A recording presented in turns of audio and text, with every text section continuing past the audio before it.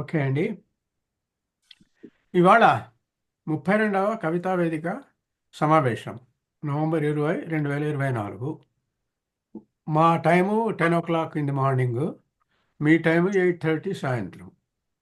కవితా వేదిక జూమ్ కార్యక్రమం సరిగ్గా జరగాలంటే తమ ముందు చదవబడిన కవిత గూర్చి చిన్న విశ్లేషణ చేయడం, తమ కవిత చదవడం, వచ్చే కథకులను వచ్చే కవులను వేదికపైకి ఆహ్వానించడము, మీరు కవిత చదువుతున్నప్పుడు తప్ప మ్యూట్లో ఉండడము, కేటాయించబడిన సమయ నిర్దేశాలను పాటించడము, మీ ముందు మీ తర్వాత వచ్చే కవి కవయిత్రి ఎవరో కార్యక్రమం చూసి గుర్తుపెట్టుకోవడము, మీరు చదవబోయే కవిత మీ సాహితీ జీవన సారాంశము 10 పంక్తులకు మించకుండా నవంబర్ 16, 2024 ముందే పంపమని అడిగాను మిమ్మల్ని. కవిత చదివేటప్పుడు ఏమీ అడ్డం రాకుండా జాగ్రత్త పడి సాధ్యమైనంత వరకు నెమ్మదిగా స్పష్టంగా అక్షరాలను పదాలను ఉచ్చరించండి. మీ కంప్యూటర్ సిస్టము నెట్వర్క్ చెక్ చేసుకొని స్పష్టమైన ఆడియో వీడియోతో మీ కవిత చదవండి. మీరు పంపిన కవితనే చదవాలి, వేరే కవిత ఆమోదించబడదు. కెమెరా స్థానం గురించిన సూచనలు మనం ఇంతకుముందు అనుకున్నాం, పాటించండి. అంటే మీరు మధ్యలో ఉండాలి, స్క్రీన్ మధ్యలో ఉంటే బాగుంటుంది. తర్వాత ఇవాళ చదివేవాళ్ళు ఇలా ఉన్నారు.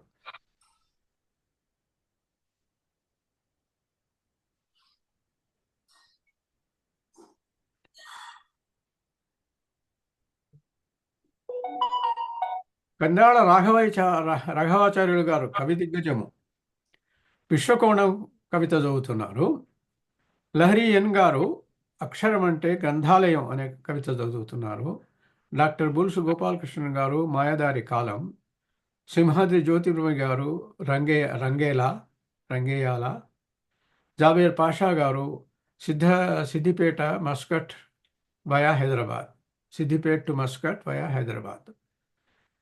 కుంపెల కామేశ్వరరావు గారు రావడం లేదు, సమాజాల క్షేత్రపాలకుణ్ణి. అదేపల్లి జ్యోతి గారు కళలు, కంచరాణ భుజంగరావు గారు బాల్యంలోనే మళ్ళీ, రంగబాబు గారు సీలింగ్ ఫ్యాన్ ఉరి తీయండి, వసంత లక్ష్మణ్ గారు రైతు, లలితా భాస్కర్ దేవ్ గారు ఊపిరి కోసం, కామేశ్వరి వివి గారు అహం బ్రహ్మస్మి, పొత్తూరు రాజేంద్ర వర్మ గారు ఆత్మ నివేదన, దామరాజు విశాలాక్షి గారు అమ్మ, దాసరి మోహన్ గారు పునరావాస కేంద్రము, మరింగంటి లక్ష్మణాచార్యులు గారు హరితహారము, వెంకటేశ్వర శర్మ తొమ్మూలూరు గారు ప్రేమ. నేను కూడా ఇవాళ ఒక కవిత చదువుతున్నాను, దాని పేరు నిరంతర వాహిని. సో వీళ్ళు కవులు ఇవాళ. తర్వాత నేను కందాళయ్య రాఘవాచార్య గారిని ముందు పరిచయం చేయాలి. మనం ఇంకా కొంచెం వెయిట్ చేద్దామని చూస్తున్నాను. లహరి గారు వచ్చారు, బాలకృష్ణ గారు, జ్యోతిర్మయ్య గారు వస్తే బాగుండేది. వస్తే మనం మొదలుపెట్టాం. జ్యోతిర్మయ్యను తర్వాత జాబేర్ పాషా గారు, వీళ్ళిద్దరూ. అయితే రాఘవాచార్యులు గారు, నేను మిమ్మల్ని పరిచయం చేస్తాను ముందు. మీరు కవిత చదువుతున్నప్పుడు నేను వీళ్ళకి ఇద్దరికి ఫోన్ చేస్తాను. ఓకే. పాషా గారు వచ్చారు. ఎవరు వచ్చారు? పాషా గారు వచ్చారు. Very good. ఓ నమస్కారం పాషా గారు. నమస్తే సార్. ఓకే. కందాళయ్య రాఘవాచార్య గారి పరిచయము. కందాళయ్య రాఘవాచార్య గారు ఎంఏ తెలుగు చేశారు. వారు 1952లో మే నెల 3వ తారీఖు నాడు జన్మించారు. స్వస్థలం నిజామాబాదు, ప్రస్తుతం నివాసం హైదరాబాదు. విశ్రాంత ఉపాధ్యాయులు. వీరు రాసిన పుస్తకాలు సద్గురు దర్శనం, నారాయణ రాజయోగ జీవిత చరిత్ర 2016లో, 500 సంవత్సరాల ఎంకిరాల ఆలయ చరిత్ర, ఏకధార కవితా సంకలనము. ఇది మీ అందరికీ కొంత తెలిసే ఉంటుంది. గురుకృప కీర్తనలు, వీరికి పురస్కారాలు వచ్చాయి. జీ ఛానల్ మిమిక్రీ పురస్కారము, కుందుర్తి పురస్కారము, హరిద రచయితల సాహితీ సమాఖ్య పురస్కారము, అమృతలత ఇందూరు అపురూప పురస్కారము, కవి దిగ్గజ పురస్కారం, అది టైటిల్ బిరుదు వచ్చింది.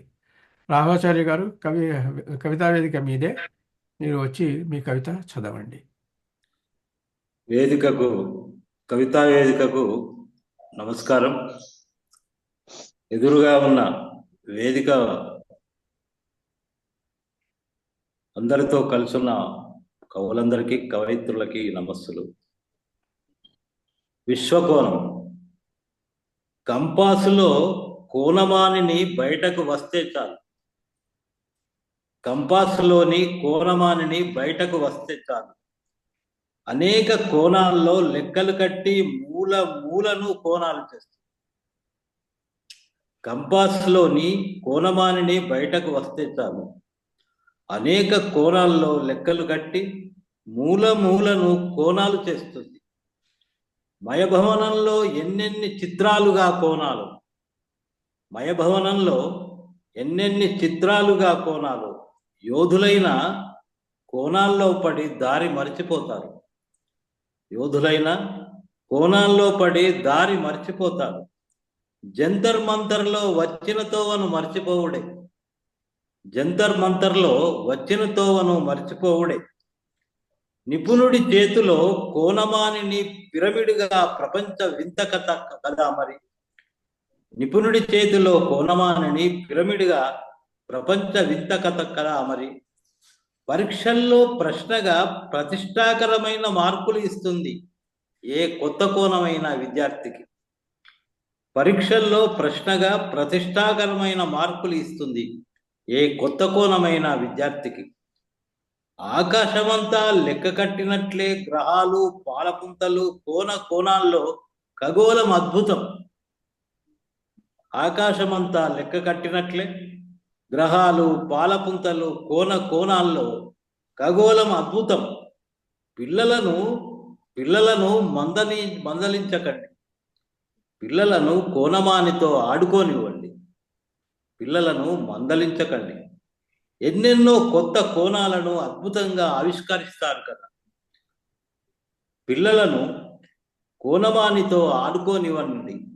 ఎన్నెన్నో కొత్త కోణాలను అద్భుతాలుగా ఆవిష్కరిస్తారు కదా. మనం ఒక మూలన కోణంలో కూర్చొని పిల్లల ముందు పిల్లలమవుదాం. మనం ఒక మూలన కోణంలో కూర్చొని పిల్లల ముందు పిల్లలమవుదాం. ఆనందంగా మన ముఖం ఎన్నెన్ని కోణాలు. ఆనందంగా మన ముఖం ఎన్నెన్ని కోణాలు.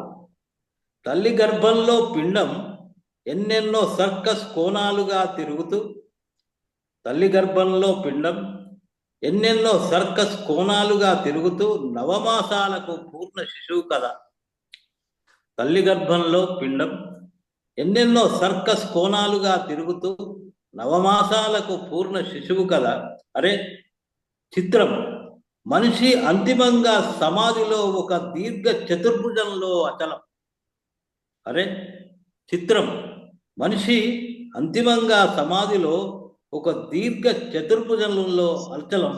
ఒక దీర్ఘ చతుర్భుజంలో అచలం. ధన్యవాదాలు.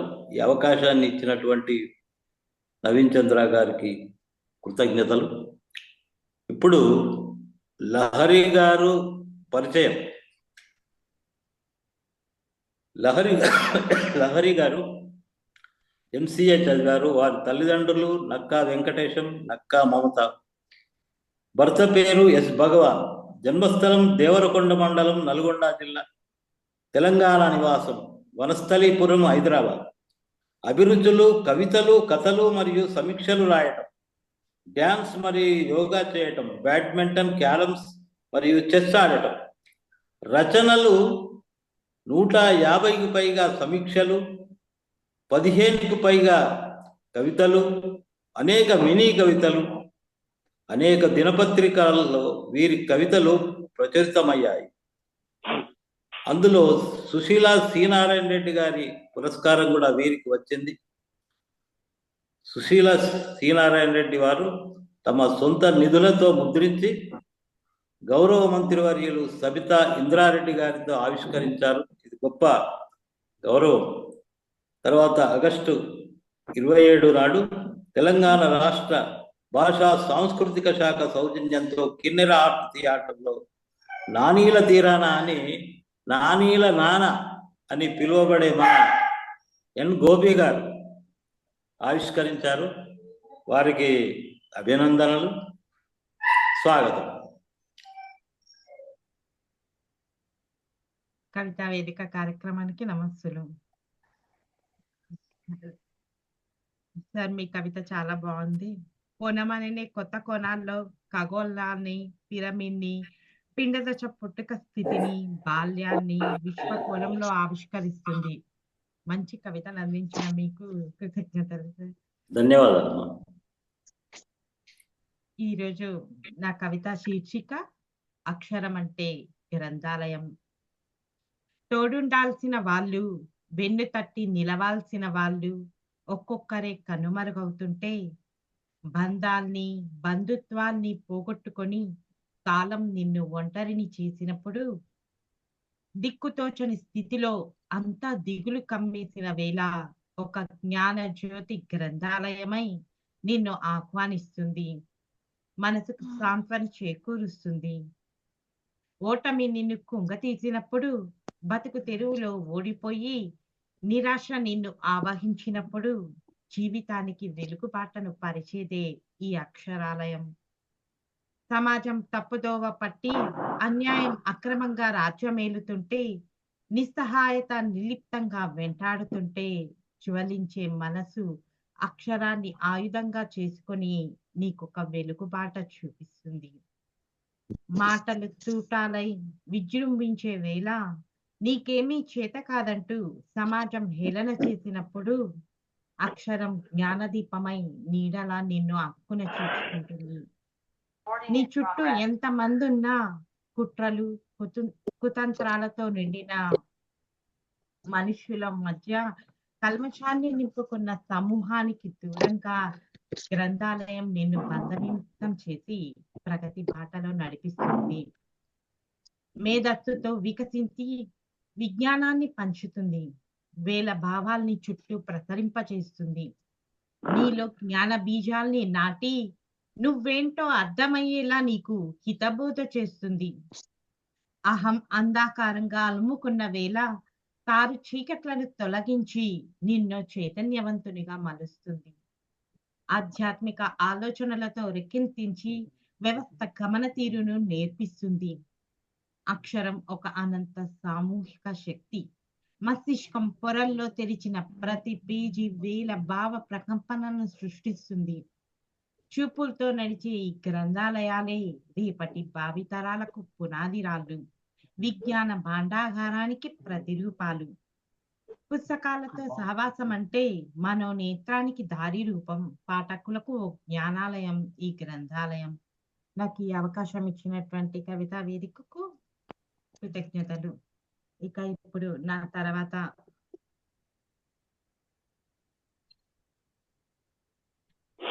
వచ్చిన వారు డాక్టర్ బులిసి గోపాలకృష్ణన్ గారు. వృత్తి scientist, professor, biophysics, medicinal chemistry. ప్రవృత్తి సంఘ సేవ, ఆంగ్ల, తమిళ, తెలుగు, బెంగాలీ సాంస్కృతిక భాష సాహిత్య పఠనం. చిన్నప్పటి నుంచే వీరు భాషలు, సాహిత్యం, కవిత్వం మీద ఆసక్తి ఉండేది. ఆంగ్లం, తమిళం, తెలుగు, వంగ భాషల్లో చిన్న చిన్న కవితలు రాసినట్టు కూతూ, కొన్ని ఆంగ్ల కవితలు మినహా మిగతావన్నీ ఇప్పుడు లేవని చెప్తారు. గత 2 ఏళ్లుగా వాళ్ళ అన్నయ్య శ్రీ బులిసి సీతారామమూర్తి గారి ప్రోత్సాహంతో మరల తెలుగులో వచన కవితలు రాస్తున్నారు. ఇప్పటి వరకు 390 కవితలు రాశారు, ఇంకా రాస్తున్నారు. వారి నాన్నగారు బులిసి వెంకటరమణయ్య గారి శత జయంతి 2007 సంపుటికి వారి సోదరులు సీతారామమూర్తి గారు, ప్రభాకర శర్మలతో సంపాదకత్వం వహించారు.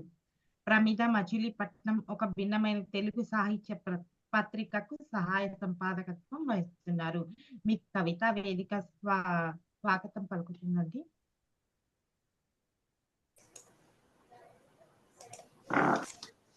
ధన్యవాదాలండి. సభకు నమస్కారం. కవితా వేదిక 32వ సమావేశంలో పాల్గొంటున్న సరస్వతి కటాక్షులైన కవిమిత్రులందరికీ సాదర వందనాలు. ముందుగా నన్ను పరిచయం చేసిన శ్రీమతి ఎన్ లహరి గారికి, సహృదయంతో ఆహ్వానించిన డాక్టర్ నవీన్ చంద్ర నిలుట్ల గారికి అభివందనాలు, ధన్యవాదాలు. తొలుత ఎన్ లహరి గారి కవితకి నా స్పందన. యువ కవయిత్రి లహరి గారు అక్షరమంటే గ్రంథాలయం శీర్షికతో రాసిన దీర్ఘ భావ కవిత నన్ను చాలా ఆకట్టుకుంది. ఈ కవితలో ఆమె అక్షరాలని అక్షరాలయంగా, పుస్తకంగా, గ్రంథాలయంగా, పరిపరి విధాలుగా ఆలోచింపచేసే సూక్తులుగా ప్రతి పేరాలో అభివర్ణించి భావుకతతో చెప్పిన తీరు ప్రశంసనీయం. కాలం నిన్ను ఒంటరిని చేసినప్పుడు అంటూ కొంచెం దిగులుగా ప్రారంభించినప్పటికీ తర్వాతి పేరాల్లో అక్షరాన్ని ఊతగా చేసుకుని చక్కని కవితల ఓటమి, నిరాశ, అన్యాయం, అక్కము, నిస్సహాయత నిర్లిప్తంగా వెంటాడుతుంటే జ్వలించే మనసు అక్షరాన్ని ఆయుధంగా చేసుకుని జీవితానికి వెలుగుబాటను పరిచే అక్షరాలయం ఒక జ్ఞాన జ్యోతి గ్రంథాలయమై అంటూ మనసుకు సాంత్వన చేకూరుస్తుంది, నీడలా నిన్ను హక్కున చేర్చుకుంటుంది అన్నారు. నాకు నచ్చిన మరికొన్ని పదగుచ్చాలు నీలో జ్ఞాన బీజాన్ని నాటి నువ్వేంటో అర్థమయ్యేలా నీకు హితబోధ చేస్తుంది అంటూ అహం అంధకారంగా అలుముకున్న వేళ కారు చీకట్లను తొలగించి నిన్ను చైతన్యవంతునిగా మలుస్తుంది. అక్షరం ఒక అనంత సామూహిక శక్తి, వేవేల భావ ప్రకంపనలను సృష్టిస్తుంది అన్నారు. లహరి గారు, మీ కవిత నన్ను ఎంతో ఆకట్టుకుంది. మీ భావ కల్పనా చాతుర్యం ఈ కవితలో పరిఢవిల్లిన వసంతం లాగా పరిమళించింది. మీకు అభినందనలు.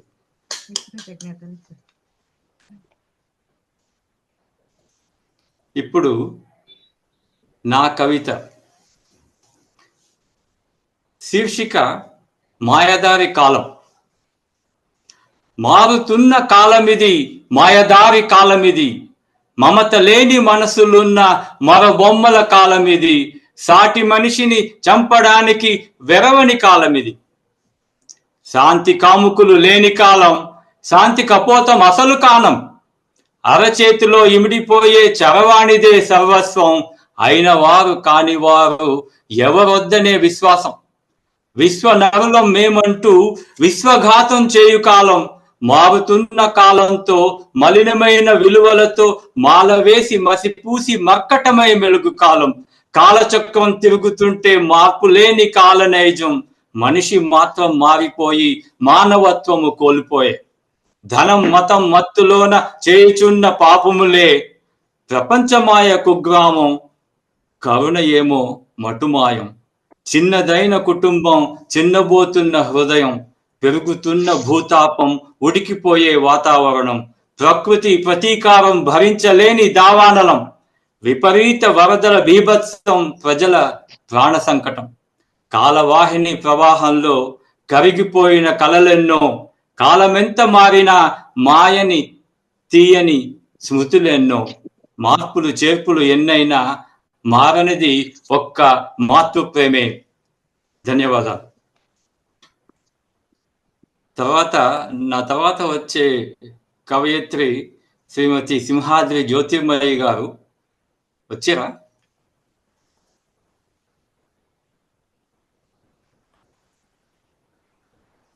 జ్యోతిర్మయి గారు ఉన్నారా?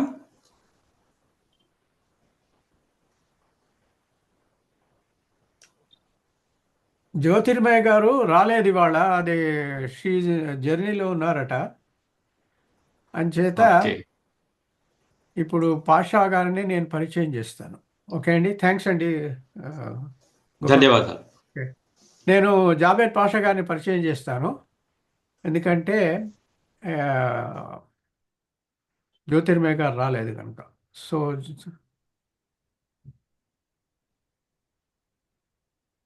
పాషా గారు, జాబేర్ పాషా గారు, పేరు జాబేర్ పాషా, స్వస్థలం సిద్దిపేట, నాన్న జహంగీర్ పాషా, అమ్మ షబానా బేగం.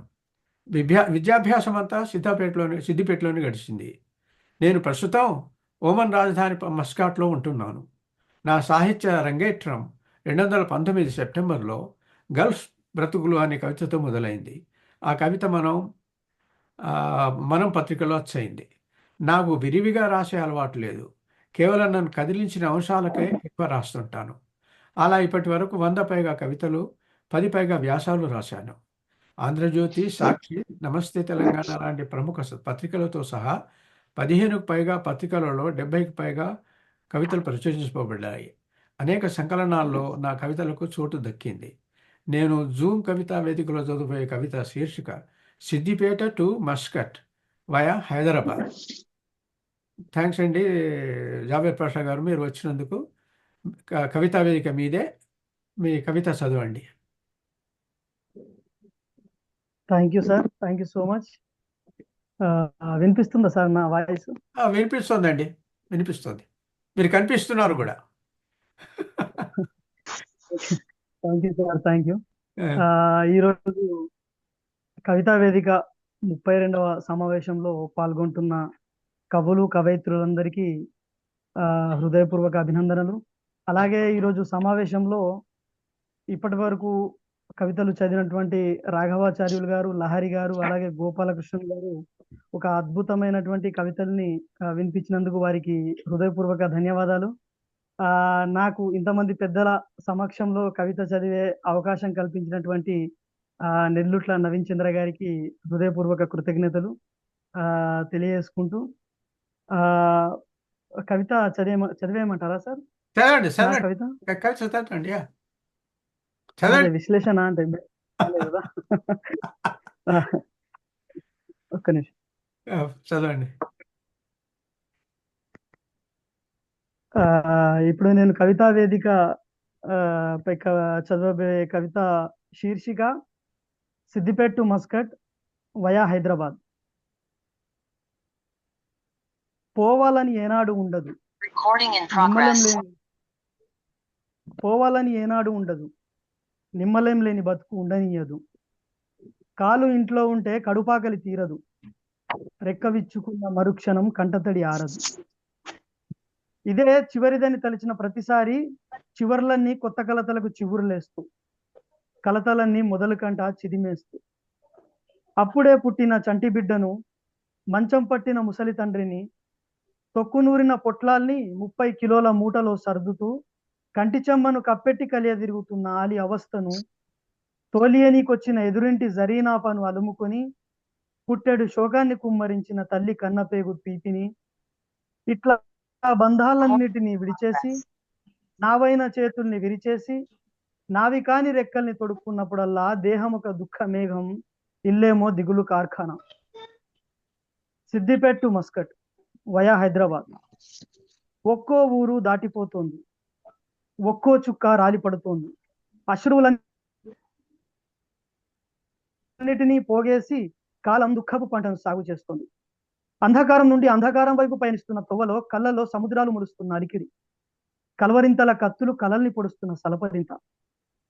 అంధకారం నుండి అంధకారం వైపు పయనిస్తున్న తొవ్వలో కళ్ళల్లో సముద్రాలు ముడుస్తున్న అలికిడి, కలవరింతల కత్తులు కలల్ని పొడుస్తున్న సలపరింత. పైకంతా ప్రశాంతంగానే ఉంటుంది, ముఖంలోనూ ఎలాంటి అలజడి ఉండదు. లోపల నుండి ఉబికిన వాళ్ళు జలపాతాలై జారుతున్న స్పర్శ, లోపల నుండి ఉబికిన వాళ్ళు జలపాతాలై జారుతున్న స్పర్శ. Ladies and gentlemen, this is your captain speaking. We will be arriving at our destination shortly. జత్తన్ సే జాబేటా అంటూ నా హిఫాజత్ కై దువా చేసి తడికళ్ళతో తడిమిన ఇమామె జామిన్ని భుజానికి ముడేసింది అమ్మి. జత్తన్ సే జాబేటా అంటూ నా హిఫాజత్ కై దువా చేసి తడికళ్ళతో తడిమిన ఇమామె జామిన్ని భుజానికి ముడేసింది అమ్మి. విప్పేటప్పుడు తాయెత్తులోంచి జారిపడ్డ రూపాయి విల్ల శబ్దానికి రియాల్ కళలు రక్తం కక్కున్నట్లు తనకెట్లా చెప్పను. ధన్యవాదాలు సార్. ధన్యవాదాలు మీకు. Thank you sir, thank you so much. ఇప్పుడు నా తర్వాత వచ్చే కవి గారు కొంపల్ల కామేశ్వరరావు గారు. ఒక్క నిమిషం అండి పషా గారు, ఒక్క నిమిషం. కుప్పెల గారి వాళ్ళ రావడం లేదు. Okay okay. అయితే నేను ఆయన కవిత చదువుతాను, తర్వాత మీ కవిత విశ్లేషణ కూడా దొరకదు ఇవాళ, ఎందుకంటే ఆయన రాలేదు కనుక. సో మీరేమనుకో, సరే సరే తర్వాత పంపుతాం తర్వాత. ఓకే ఓకే సార్, ధన్యవాదాలు. థ్యాంక్ యూ అండి, చాలా థ్యాంక్స్.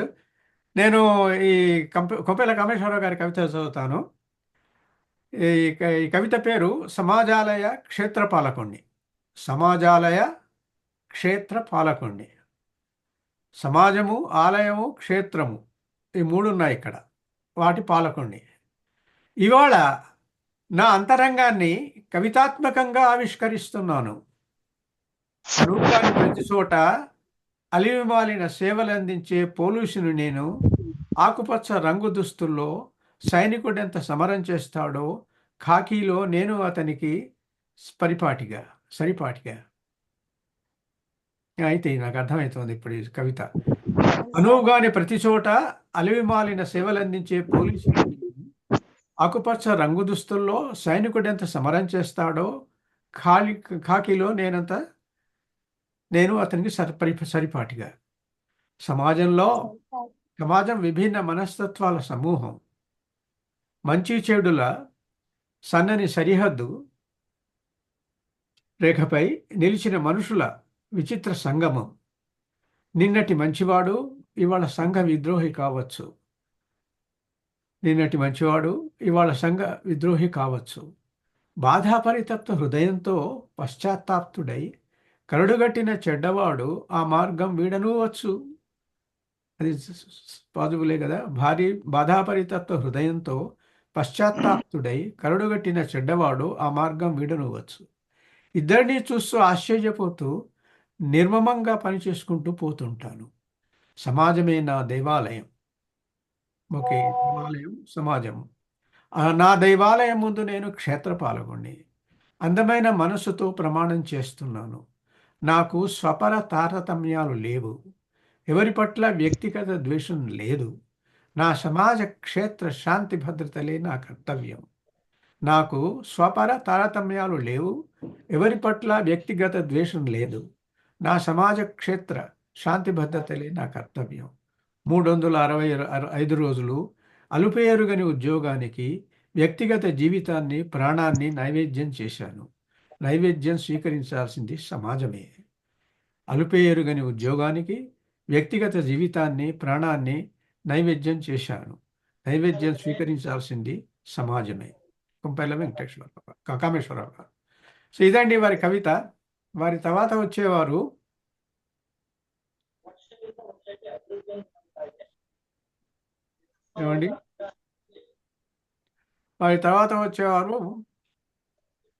జ్యోతి గారు. జ్యోతి గారి పరిచయం నేను చేస్తాను. అద్దేపల్లి జ్యోతి గారు. నా పేరు అద్దేపల్లి జ్యోతి. తల్లిదండ్రులు కీర్తిశేషులు నంబూరి శ్రీరామచంద్రమూర్తి, శోభారాణి. పశ్చిమ గోదావరి జిల్లా తణుకు గ్రామంలో జన్మించాను 1967 సంవత్సరంలో. కవితలు, వ్యాసాలు, పాటలు వివిధ దిన వారపత్రికలలో ప్రచురణ జరిగింది. పున్నమి హైకుల పుస్తకం ప్రచురించాను. వివిధ సంకలనాల్లో నా కథలు ప్రచురించబడ్డాయి. రాసిన మొదటి నవల ఆంధ్రభూమి మాసపత్రికలో అర్హత సాధించింది. పెద్దతెర మీద పాటకు పేరు చూసుకోవడము, కథావేదిక 2000 పోటీలో బహుమతి, నా తానావారి పాటల పోటీలో బహుమతి, నేత్రదానంపై స్లోగన్స్ పోటీలో ఎండమూరి గారి చేతుల మీదుగా బహుమతి తీసుకోవడము, వివిధ సంస్థలచే సన్మానాలు, ప్రభుత్వం వారి ఉగాది సన్మానాలు, ఆజాదీ కా అమృతోత్సవం సందర్భంగా దేశభక్తి లాలిపాటల పోటీలో జిల్లా స్థాయి బహుమతి పొందాను. అద్దేపల్లి జ్యోతి గారు, కవితా వేదిక మీదకి వచ్చి మీ కవిత చదవండి. నమస్తే అండి, అందరికీ అభినందనలు. అందరి కవితలు చాలా బాగున్నాయి. పాషా గారిది, కుంపల కామేశ్వరరావు గారిది అందరి కవితలు బాగున్నాయి. అందరికీ అభినందనలు. నా శీర్షిక కలలు. కనురెప్పల మాటున కలలు, నిదుర పట్టనివ్వని ఆశలు, ఆకాంక్షల వలలు, కోరికల చిట్టాలు, విరామమెరుగని నిమిషాలు, పని నుండి పనికి కప్పగంతులు, అందించే అందలాలు, ఊరించే తాయిలాలు, మనసు చేసే మాయలు, మంత్రమేసే ఊహలు, వల్లెవేసే ఆదర్శాలు, పట్టిలాగే పరిమళాలు, అడ్డగించే ఆకర్షణలు, నిలవనీయని తపనలు, అందుకున్న విజయాలు, ఎగరవేసే బావుటాలు, మరో ఆశకు తొడిగే రెక్కలు. ధన్యవాదాలండి. ఈ అవకాశం ఇచ్చిన నవీన్ చంద్ర గారికి కృతజ్ఞతలు. ఇప్పుడు నా తర్వాత కంచెన భుజంగరావు గారి పరిచయం. వచ్చారండి? వచ్చారు. భుజంగరావు గారు వచ్చారు. కంచరాన భుజంగరావు గారు పరిచయం. శ్రీకాకుళం జిల్లా బడగాం గ్రామంలో ఒక సన్నకారు రైతు కుటుంబంలో పుట్టారు. శ్రీయుతులు కంచరాన పాపారావు పార్వతీ దంపతులకు ప్రథమ సంతానం. తెలుగు ఇంగ్లీష్లో పోస్ట్ గ్రాడ్యుయేషన్, బాల్యం నుండి బడితోనే సాంగత్యం, ఉపాధ్యాయునిగా ఉండడం వల్ల బహుశా ఆఖరి శ్వాస వరకు చిన్నారులకు బడికి నేను నిత్య విద్యార్థిని. జీవితం నన్ను ఎన్నిసార్లు బయటికి విసిరికొట్టినా నేను కవిత్వపు కక్షలోనే కుదురుకోగలను. సాహిత్యం కొంత చదువుకోగలిగాను, కవిత్వం కొంత రాశాను. ఏడ్చి ఏడ్చి ఎక్కిళ్లు పడుతున్న మట్టి, నిరాదరింపబడిన అభాగ్యులను దిగులు నేల, ఈ రెండింటి సమన్విత రూపమే నా కవిత. పొలము, పంట, చెమట, బడుగు గుండెల దమట నా కవితా పాదాలు. నేను అప్డేట్ అవుతున్న క్రమంలోనే నా అక్షరాలు వర్ణశోభితం అవుతాయని నమ్ముతాను. ఇప్పటి వరకు అచ్చులో 3 పుస్తకాలుగా కనిపించాను. నా తొలి రచనగా నవంబర్ 2005లో వలస పక్షుల విడిది పేరుతో తేలి నీలాపురానికి వచ్చే సైబీరియా పక్షుల గురించిన యాత్రాస్థల పరిశోధన వచ్చింది. 2010 ఫిబ్రవరిలో నెలలో కొంగ నా గోరు మీద పువ్వియ్యవా నాని సంపుటి వెలువడింది. 2023లో మే నెలలో విడుదలైన నేటి గింజల పంట నా తొలి కవితా సంపుటి. ప్రశంసలు పల్లా జాతీయ కవితా పురస్కారం, గుంటూరుకు చెందిన రావి రంగారావు సాహిత్యపీఠం వారి జనరంజక కవితా ప్రతిభా పురస్కారం, ఈనాడు అండ్ రామోజీ ఫిల్మ్ ఫౌండేషన్ ఆధ్వర్యంలో 20 ఏప్రిల్లో నిర్వహించిన కరోనాపై కథనం పోటీల్లో దూది పువ్వు కవితకు ప్రథమ బహుమతి, కళామిత్ర మండలి ఒంగోలు వారి 10వ వార్షికోత్సవ వేడుకల సందర్భంగా ప్రతిభా పురస్కారం, కళాలయ కవితా పురస్కారం పాలకొల్లు, లూయి బ్రెయిలీపై రాసిన కవితకు బిఎస్సి శాస్త్రి బహుమానం, విద్యార్థి సంఘం వారువా వారి కవితా బహుమతి. ఇవన్నీ ఆయన విజయ పరంపరలండి. వారికి వేదిక మీదకు స్వాగతం.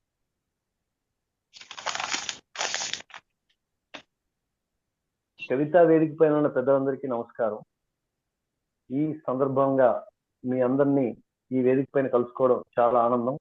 ఈ అవకాశాన్ని కల్పించిన డాక్టర్ నిల్లుట్ల నవీన్ చంద్ర గారికి ముందుగా నాకు ధన్యవాదాలు తెలియజేస్తూ, నన్ను పరిచయం చేసినటువంటి అద్దేపల్లి జ్యోతి మేడం గారికి మరోసారి ప్రత్యేక కృతజ్ఞతలు చెప్తూ, మేడం గారు చదివినటువంటి కవిత కళలు విశ్లేషణ గురించి చూస్తే, ఈ కవిత నిజానికి కళలు నెరవేరిన తర్వాత కూడా, ఆశలు నెరవేరిన తర్వాత కూడా మన సగటు మనిషి యొక్క కోరికలు ఒక సంతృప్తి అనేది ఎరగకుండా మళ్ళీ మళ్ళీ కొనసాగడం అనేటువంటి ఒక అంశాన్ని తీసుకొని చాలా చక్కగా విశ్లేషణ చేయడానికి వీలుగా చాలా మంచి కవిత అద్దేపల్లి జ్యోతి గారు అందించారు. ఆమె చెప్పినటువంటి ఈ కవితలో చాలా తక్కువ పాదాల్లో చాలా చక్కని ప్రజెంటేషన్ అందుకున్నటువంటి కవిత ఇది. ఈ కవితలో చివరి మాటగా మరో ఆశకు తొడిగే రెక్కలు, ఈ కళలు, ఆమె చెప్పినటువంటి కవిత కళలు మరో ఆశకు తొడిగే రెక్కలు అంటే ఏ కళ నెరవేరిపోయిన తర్వాత కూడా దానికి ముగింపు అనేది లేకుండా మళ్ళీ కొనసాగింపే కోరుకుంటుంది అని చెప్పి గొప్ప ముగింపు ఇచ్చారు ఈ కవితలో. కళ నెరవేరింది కదా, ఇంకా చాలు అనే తృప్తి ఎప్పటికీ మనిషికి ఉండదు. ఆ కళ తర్వాత ఇంకో ఆశ మళ్ళీ చిగురులేయడం మనిషిలో కనిపిస్తుందని మానవ స్వభావానికి అర్థం పెట్టే చక్కని కవిత అందించినటువంటి జ్యోతి మేడం గారికి ప్రత్యేకంగా ఈ వేదిక పై నుంచి అభినందనలు తెలియజేస్తూ, ఇప్పుడు నా కవిత బాల్యంలోనే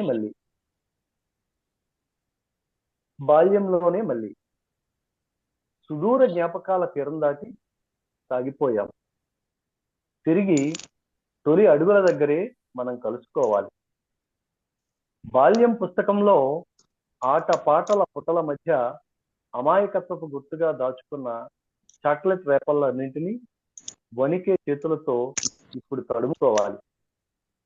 2 ఆకుల రెమ్మల లేతగా చిగురించిన ఆ పాత స్నేహాన్ని అదృశ్య రూపాల్లోనైనా మరల హత్తుకోవాలి. ఒకరి సమక్షంలో ఒకరు లేకపోయినా పర్లేదు. ఈ క్షణమే హాయి కరచారణాలతో ఒకరినొకరం పలకరించుకోవాలి. మనసు ద్వారాల మీదుగా లేసు తెరగుడ్డలపై ఊగుతూ స్నేహం కోటలోకి నిరంతరం వీచే సింహాచలం సంపెంగల పరిమళాన్ని తీసుకోవాలి. చిన్నారిబడి సపోటా చెట్ల కొమ్మల మించి చేజారిపోయిన నాటి చిరుతిళ్ళ రుచికి ఇప్పటికీ నోరూరడాన్ని కదవి చాటునే దాచుకోవాలి. చెరువు గట్టు మీద ఈత పళ్ళ నవ్వుల్ని ఎర్రెర్ర బొద్దుల గోధూలి సాయంత్రాల్లోకి మళ్ళీ మళ్ళీ రాల్చమని ఈత గెలల్ని బ్రతిమాలాలి. మకరందపు వాగు ఒడ్డున తేనెటీగల్లా మనం గుండెని తీపి చేసే మామిడి తోటల్లో జట్లేసుకుని తిరగాలి. నేస్తం ఊసులతో తేనె పట్టు కట్టాలి. ఏ పొద్దుకి ఎరుక చెప్పకుండా లో గుండెల్లో దోగాడే మసక రంగు సలపరింతలకు అలసిపోయిన అడియాశల కలల్లోంచి దారి తప్పించి వసంత వర్ణాల తోటలో పాటలయ్యేలా ఒకరికొకరు తోడు నిలవాలి. మెతక మెతక ఆశల్ని గుండె కింద మోస్తూ కంటిలో నీటి పొర మెలిపెట్టినప్పుడల్లా ఒకరి భుజాన్నొకరు ఆసరా చేసుకుని గతుకుల దారుల్ని దాటి సాగాలి. ఇప్పుడు నా కళ్ళ ముందు నువ్వు లేకపోవచ్చు, నేను కూడా నీకు కనబడకుండా ఏ తెరలైనా అడ్డుపడుతుండొచ్చు. అయినా నా డైరీలోంచి మాయమయ్యే పేజీవి కావు నీవు. రేపటి నా ఆకాశయానానికి పచ్చ జెండా ఊపే పతంగివి. ఒక్కనే నేను మాత్రం ఇక్కడ చేసేదేముంది చెప్పు. మనం ఒకరినొకరం ఇక ఎప్పటికీ చూసుకోలేకపోయినా నింగి మన దోషిని నిండు తారల కళ్ళతో ఆశ్చర్యంగా చూస్తుంది. కలుద్దాం నేస్తం, ఎప్పుడైనా ఎక్కడైనా బాల్యంలోనే మళ్ళీ. కలుద్దాం నేస్తం, ఎప్పుడైనా ఎక్కడైనా బాల్యంలోనే మళ్ళీ. కవిత పూర్తయింది. తర్వాత నేను పరిచయం చేయబోయే కవి గారు జి రంగబాబు గారు. నా తర్వాత కవిత చదవబోయేది జి రంగబాబు గారు. వీరు అనకాపల్లి వాస్తవ్యులు. పేరు గొంతెన రంగబాబు గారు. ఎంఎస్సి ఎంబీఏ చదువుకున్నారు. జీవిత బీమా సంస్థలో పనిచేసి రిటైర్ అయ్యారు. సాహిత్యం అంటే చిన్నతనం నుండి మక్కువ. కథా సాహిత్యం మరీ ఎక్కువ ఇష్టం. ఇప్పటి వరకు 300 కథలు వివిధ పత్రికల్లో ప్రచురించడం జరిగింది. అలాగే 40 వరకు జాతీయ రాష్ట్ర స్థాయి బహుమతులు పురస్కారాలు వీరికి వరించాయి. విశాఖ సంస్కృతి అనే పత్రికలో శతకమానం భవతి ఈ శీర్షికన, అలాగే సంగీత సాహిత్య సమలంకృతే అనే మరో శీర్షికన కాలమ్స్ నడిపించారు.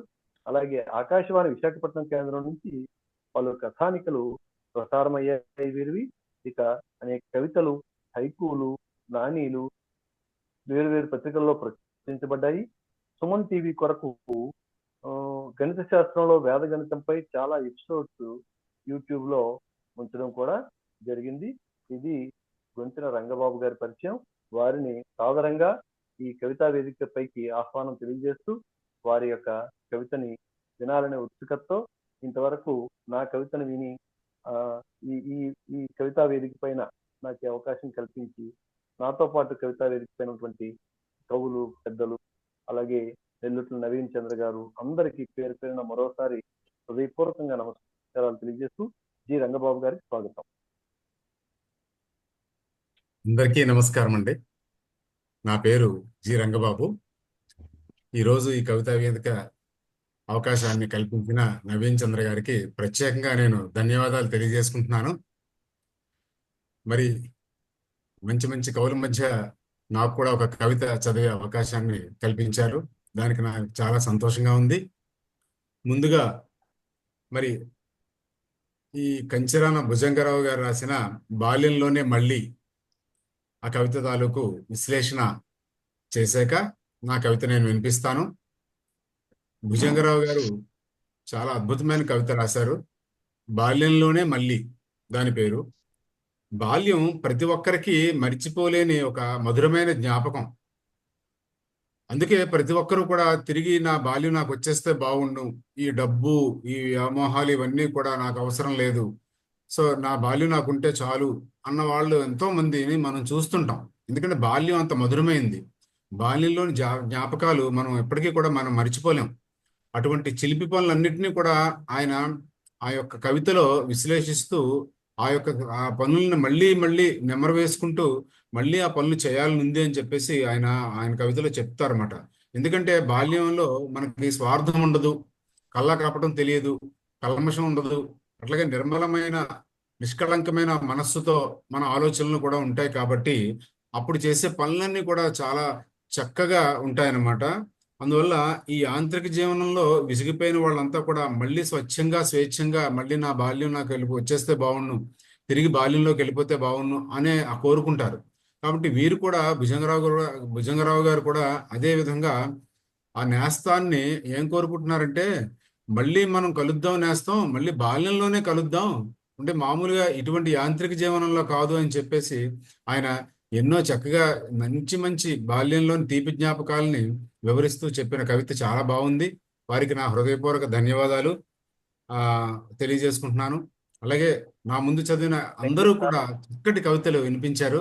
వారందరికీ కూడా మరి ముందుగా నేను అభినందనలు తెలియజేసుకుంటూ నా కవితను నేను ఇప్పుడు వినిపిస్తాను. నా కవిత శీర్షిక సీలింగ్ ఫ్యాన్ను ఉరి తీయండి. ప్రతి ఒక్కరి ఇంటిలోనూ దర్శనమిస్తావు, సీలింగ్కి వేలాడుతూ అందంగా వేగంగా తిరుగుతూ. కానీ ఎందరికి తెలుసు ఈ గతి తప్పిన శరీరాలన్నీ మతి లేకుండా నిన్నే ఆధారంగా చేసుకుని విరాలాడుతున్నాయని. పాపం ఆ చిట్టి తల్లికి పరీక్షల్లో మార్కులు తక్కువ వచ్చాయనో, ఆ ముగ్ధ మనోహర రూపమే ఆమె పాలిట శత్రువైందనో, ఆ పడతిని అత్తమామలు ఆరళ్ళు పెడుతూ సాధిస్తున్నారనో, ఆ కర్కోటకపు మొగుడికి కట్నం చాలలేదని వేధిస్తున్నాడనో, ఆ ముక్కు పచ్చలారని చిన్నారి జీవితాన్ని ఆ మానవ మృగాలు ఛిద్రం చేశాయనో, ఆ మొగుడు పరాయి ఆడదాని కోసం వెంపర్లాడుతూ తనని పట్టించుకోవడం లేదనో, ఆ సెలబ్రిటీని సైతం ఒంటరితనం ఒక శాపమై వెంటాడుతుందనో, మరే కారణం చేతనో ఒకానొక బలహీనమైన క్షణంలో వారిని ఆకర్షించే ఏకైక సాధనానివి నువ్వు. ఏ ఆలోచన వారిని ఆ క్షణంలో మృత్యు కుహరంలోకి తోసేస్తోందో మరి ప్రత్యక్ష సాక్ష్యమైన నీకు తప్ప వేరెవరికీ తెలియదు. ఆ ఘోరాన్ని నీ కళ్ళతో నీవే స్వయంగా చూసి కూడా ఏమీ ఎరగని నంగనాచిలో తిరుగుతూనే ఉంటావు. ఎన్ని చావులను చూసినా నీ మానాన నువ్వు నీ పని చేసుకునే పోతుంటావు. నువ్వు ఉండబట్టేగా ఆ బలహీన మనస్కులందరికీ కూడా ఆ క్షణంలో నువ్వే దిక్కవుతున్నావు. అందుకే చెబుతున్నాను, మాకు గాలి లేకపోయినా పర్వాలేదు, ఆ క్షణంలో అందరినీ ఆకర్షించే నిన్ను ముందుగా ఉరి తీయాలి. నమస్కారం. ఇది నా కవిత పూర్తయింది. ధన్యవాదాలు. నా తర్వాత కవిత చదవబోయే కవయిత్రి శ్రీమతి వసంత లక్ష్మణ్ గారు. ఈమె ఉపాధ్యాయురాలు, వృత్తిరీత్యా ప్రవృత్తిరీత్యా కవయిత్రి. మంచి మంచి నాణ్యమైన రచనలు ఎన్నో చేశారు వీరు. అలాగే ఎన్నో పురస్కారాలు అందుకున్నారు, ఎన్నో బిరుదుల్ని కూడా పొందారు. మచ్చుకి కొన్ని వారు పొందిన పురస్కారాలని మనం చూస్తే, హరిదా రచయితల సంఘం వారి చేత ఉత్తమ వచన కవయిత్రి పురస్కారాన్ని అందుకున్నారు. అట్లాగే తెలంగాణ సాహితీపీఠం సిద్దిపేట వారి చేత ఉత్తమ కవయిత్రి పురస్కారం కూడా వీరు అందుకున్నారు. అలాగే ఖమ్మం అక్షరాల త్రోవ, అట్లాగే సృజన సాహితీ అనంతపురం వారి చేత, అట్లాగే మల్లినాథ సూరి కళాపీఠం మెదక్ వారి చేత కవిరత్న, కవిభూషణ, కవి సకిన, కవి చక్ర బిరుదులు అందుకున్నారు. అట్లాగే అంతర్జాతీయ మహిళా దినోత్సవం సందర్భంగా విశిష్ట మహిళా పురస్కారం కూడా అందుకున్నారు. అట్లాగే ఆంధ్రభూమి పత్రిక వచన కవితల పోటీల్లో 2 సార్లు నగదు బహుమతి అందుకుని చక్కటి కవితలు వారు అందించారు అందరికీ కూడా. అట్లాగే Telugu book of world records, అలాగే Telangana wonder book of records వారితో కూడా వీరు అనేకమైన పురస్కారాలు అందుకున్నారు. అట్లాగే ఉగాది కవితల పోటీల్లో 2వ బహుమతి పొందిన ఈ కవిత మనకి టొరంటో కెనడా వారు ఈ ఎంపిక చేసిన ఈ రైతు కవితని వీరు వినిపిస్తున్నారు. ఈ చక్కటి కవితల్ని వీరు రాస్తూ కొనసాగుతున్నారు. వీరి యొక్క సాహిత్య జీవనం బాగా చక్కగా సాగాలని నేను కోరుకుంటూ వీరిని సాదరంగా నేను ఆహ్వానిస్తున్నాను.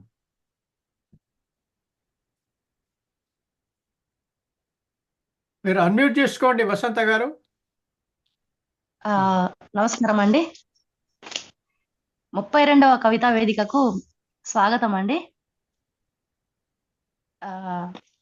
ఇందాక విన్నాను సారు రంగబాబు గారి కవిత, చాలా బాగుందండి.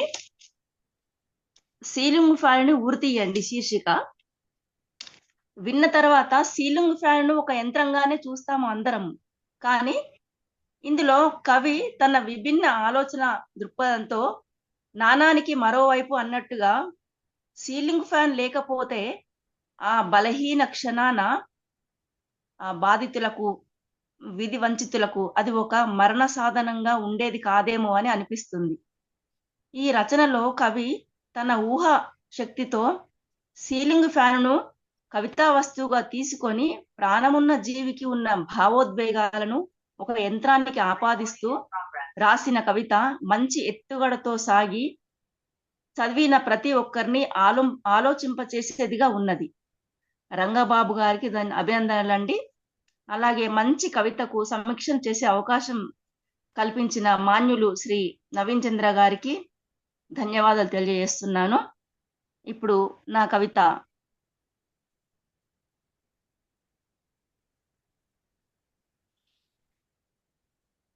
శీర్షిక రైతు. జీవితాన్ని ధారబోస్తూ ఇక్కడే ఈ మట్టి మీదే సర్వస్వాన్ని అర్పిస్తూ దిగులు ముడతలలో బాధలను మడిచి ఆకాశాన మబ్బుల కోసం వేటాడే కళ్ళలో కమ్ముకున్న నైరాశ్యపు నీడలు, అతివృష్టి అనావృష్టి దోబూచులాటలో ఓడిపోయిన ఓ కర్షకుడా, నీటి చుక్క లేక బీడువారిన నిర్రెలు, ఏ మేధా విప్పని చిక్కుముడులు, ఆకుపచ్చని నేల చీడపీడలతో సతమతమవుతుంటే కన్నీటి పొరలతో కలుపు ముక్కలేరలేక పురుగు మందులతో పూట కుక్కరు రాలిపోతున్నారా? పసిటి భాగ్యాల మా పల్లె లోగిళ్లలో ఆ ధాన్యపు వాసనలేవి? మా రైతన్న కళ్ళల్లో బ్రతుకు భరోసాలేవి? రోజూ చూస్తూనే ఉన్న దిగులు ముడతలు నీ ముఖాన్ని తాకుతున్నా మా ఆశల తోటలో నక్షత్రాల ఫలాలను పండించి పద్మ వ్యూహంలో చిక్కుకున్న అభినవ అభిమన్యులై నేల కొరుగుతున్న అన్నదాతల్లారా, దేశానికి వెన్నుముకవైన నీ వెన్నుకు దన్నుగా నిలిచే రైతు సంక్షేమం రాజ్యం రావాలి రైతన్న, మళ్ళీ నీ ముఖం సంతోషాల హరిల్లు మెరవాలి రైతన్న. ధన్యవాదాలండి. మరి ఇప్పుడు నా తర్వాత వచ్చే కవి గారి పరిచయం అండి. కవయిత్రి గారి పేరు లలితా చండి గారు. వీరు పుస్తకాలు, చిన్నీలు, సిరికోన సిరిమల్లెలు, అరుగు, పుట్టి పెరిగింది వరంగల్. వీరి బిరుదులు సాహితీ రసజ్ఞ మరియు సాహిత్యశ్రీ. వీరికి వచ్చిన అవార్డులు గిడుగు రామమూర్తి పంతులు గారి జాతీయ పురస్కారము మరియు విశ్వ సాహితీ పురస్కారము.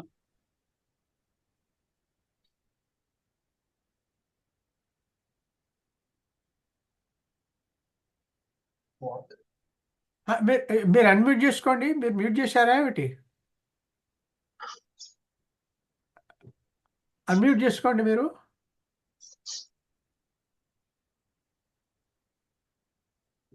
ఏమైంది? వసంత లక్ష్మణ్ గారు మీరు అన్మ్యూట్ చేసుకోండి.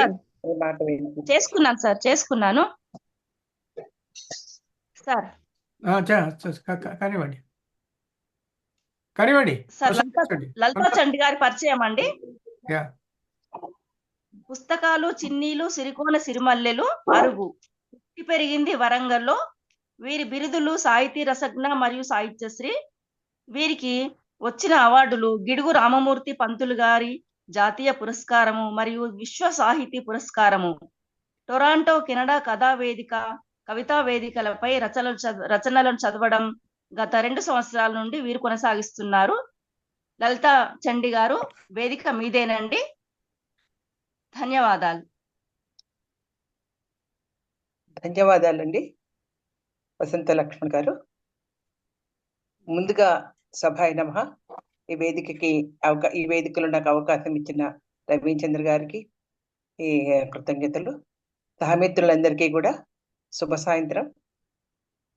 ఇప్పుడు వరకు చదివిన కవితలన్నీ విన్నాను, అందరివి కూడా చాలా బాగున్నాయి.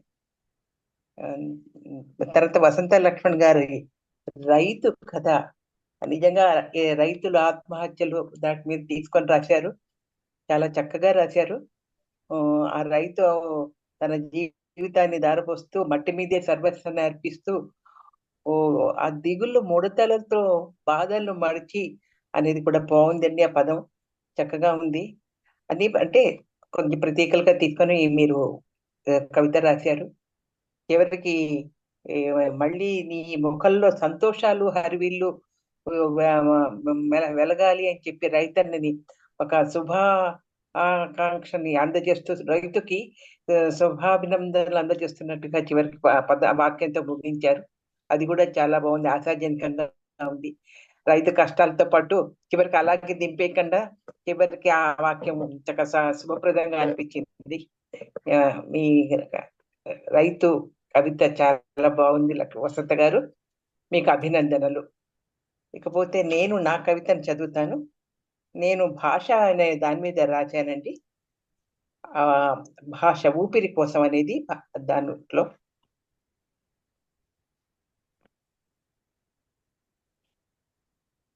శబ్దం బ్రహ్మతో లయబద్ధమై అక్షరమై సంస్కృతిని నిక్షిప్తం చేసుకొని వాడవాడను తడుతూ జనపదాల్లో చేరి గీతమై గానమై స్వర జతులతో కీర్తనలు చేస్తుంది. పండితుల ఒడిలో వ్యాకరణ రాశిగా అలంకార శోభితయ్యై ప్రభువులకెంత ప్రబంధమై శృంగారం ఒలుకుతూ జనజీవన వారధి తరంగాలలో సౌందర్యమూర్తి అయి కవుల కలల కలములలో చేరి కావ్యమై అంగరంగ వైభోగంతో ఆది కవుల మదిలో కావ్య కోకిల రాగాలతో వసంత కన్యలా విరాజిల్లేది.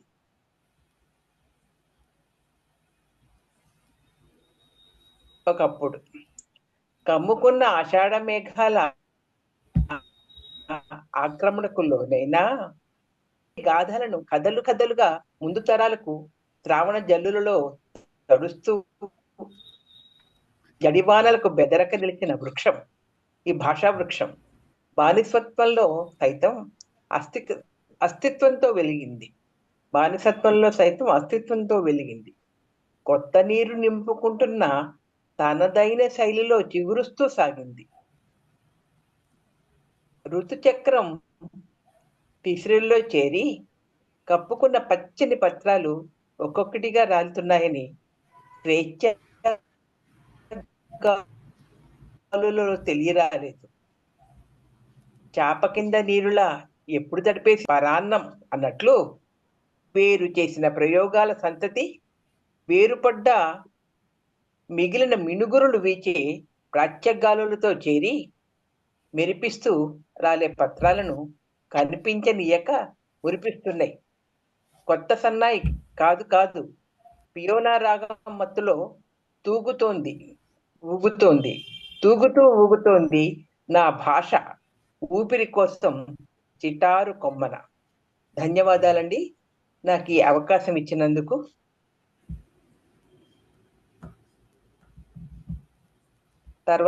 నా తర్వాత వచ్చే కామేశ్వరి గారు, ఆవిడ కామేశ్వరి గారు 3,000 వరకు, అంటే వెరీ వెరీ వెరీ అనుకోవాలి. ఎందుకంటే ఆవిడ ఈ వేదికకి కొత్త కాదు, ఆవిడ చిరపరిచితురాలు. హిందీలో ఎంఏ చేశారు.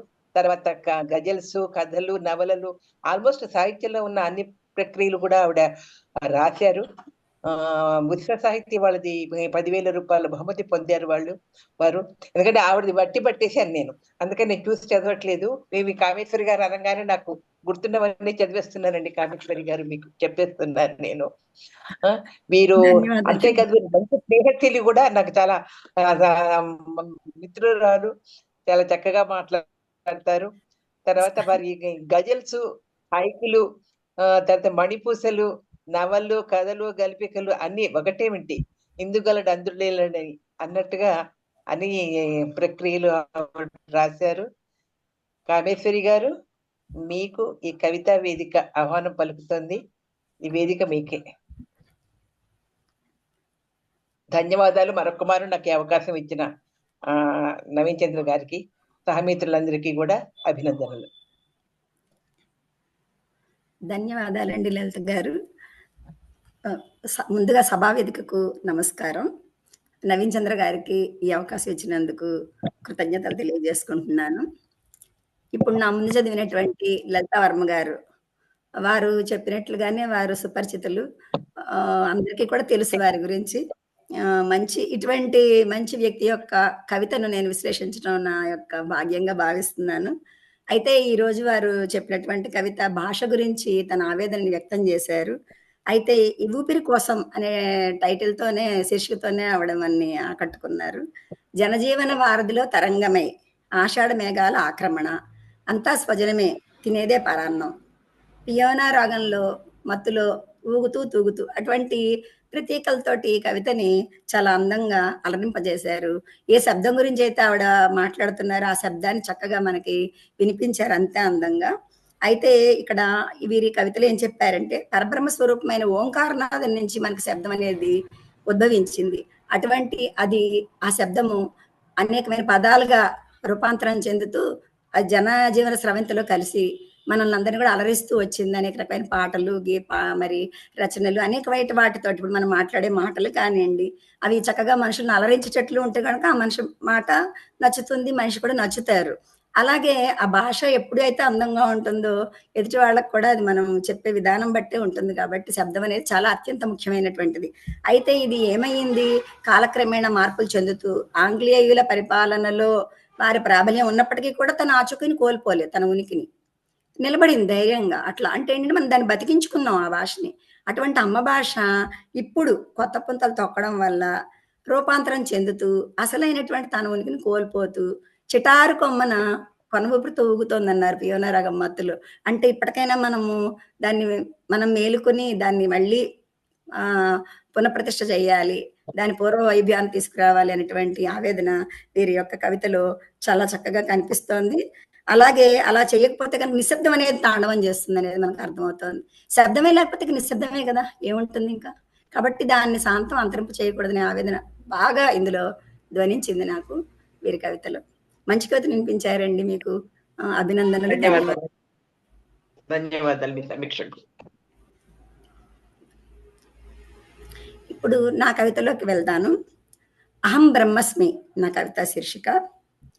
ఏడవకు వెక్కి వెక్కి, నిన్నిలా ఎవరైనా గాని ఇప్పుడు ఇలా గాని చూశారంటే నవ్విపోతారు నువ్వు చిన్నబోయేలా, తిట్టిపోతారు నీ మొహం వాచిపోయేలా. నవ్విపోతారు నువ్వు చిన్నబోయేలా, తిట్టిపోతారు నీ మొహం వాచిపోయేలా. కోపగించకు గుడ్లు మిటకరించి, నేను గాని కాని మాట గాని నిన్నేమన్నానని. కొరకరా చూడకు కనులతో కాల్చేసేలా, పరపరా కోయకు గుండెను ముక్కలలా. కొరకరా చూడకు కళ్ళతో కాల్చేసేలా, పరపరా కోయకు గుండెను ముక్కలలా. ఉన్నమాట అంటే ఉలికెక్కువే మరి. సరే గాని నేను చెప్పేది నీకు గాని అర్థమవుతోందా? తీర్చిదిద్దావు ఆశల సౌధం అందుకునేలా, ఎగరేశావు స్వయంకృత అపరాధం అనేలా. తీర్చిదిద్దావు ఆశల సౌధం అందుకునేలా, ఎగరేశావు స్వయంకృత అపరాధం అనేలా. పట్టుకోకు చేతులు కాలేక ఆకులను, చింతించకు నీకు తోడు ఎవరూ లేరని. తెరిచి చదువు నీ మనసు పుస్తకాన్ని, తొంగి చూడు మధుర స్మృతుల పరంపరని. తెరిచి చదువు నీ మనసు పుస్తకాన్ని, తొంగి చూడు మధుర స్మృతుల పరంపరని. సత్యం తెలుసుకో సుఖదుఖాలు నీలోనే ఉన్నాయని, ఆవిష్కరించుకో అలవకగా ఆనందాన్ని.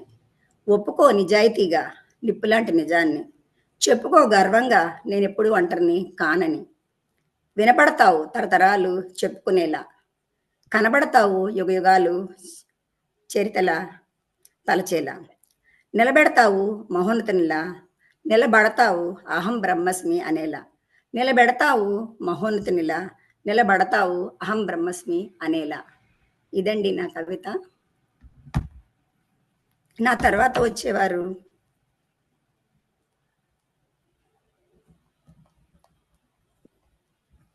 రాజేంద్ర ప్రసాద్ వర్మ గారు పొత్తూరు. వీరు నివసించేది విశాఖపట్నం జిల్లా భీమునిపట్నంలో. వీరు 300 సాంఘిక బాలల కథలు రాశారు. 4 నవలలు సీరియల్స్గా పత్రికల్లో వెలువడ్డాయి. నిశ్శబ్ద గీతం కథకు నమస్తే తెలంగాణ పత్రికకు కథల పోటీలో బహుమతి లభించింది.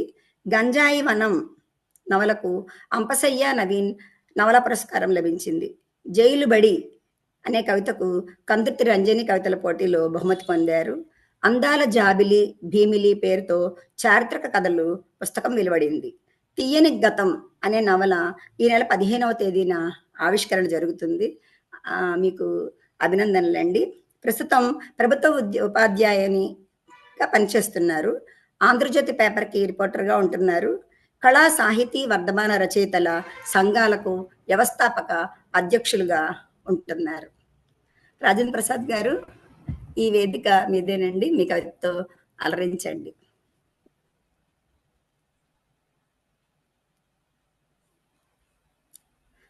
నవీన్ చంద్ర గారు, ఏమండి?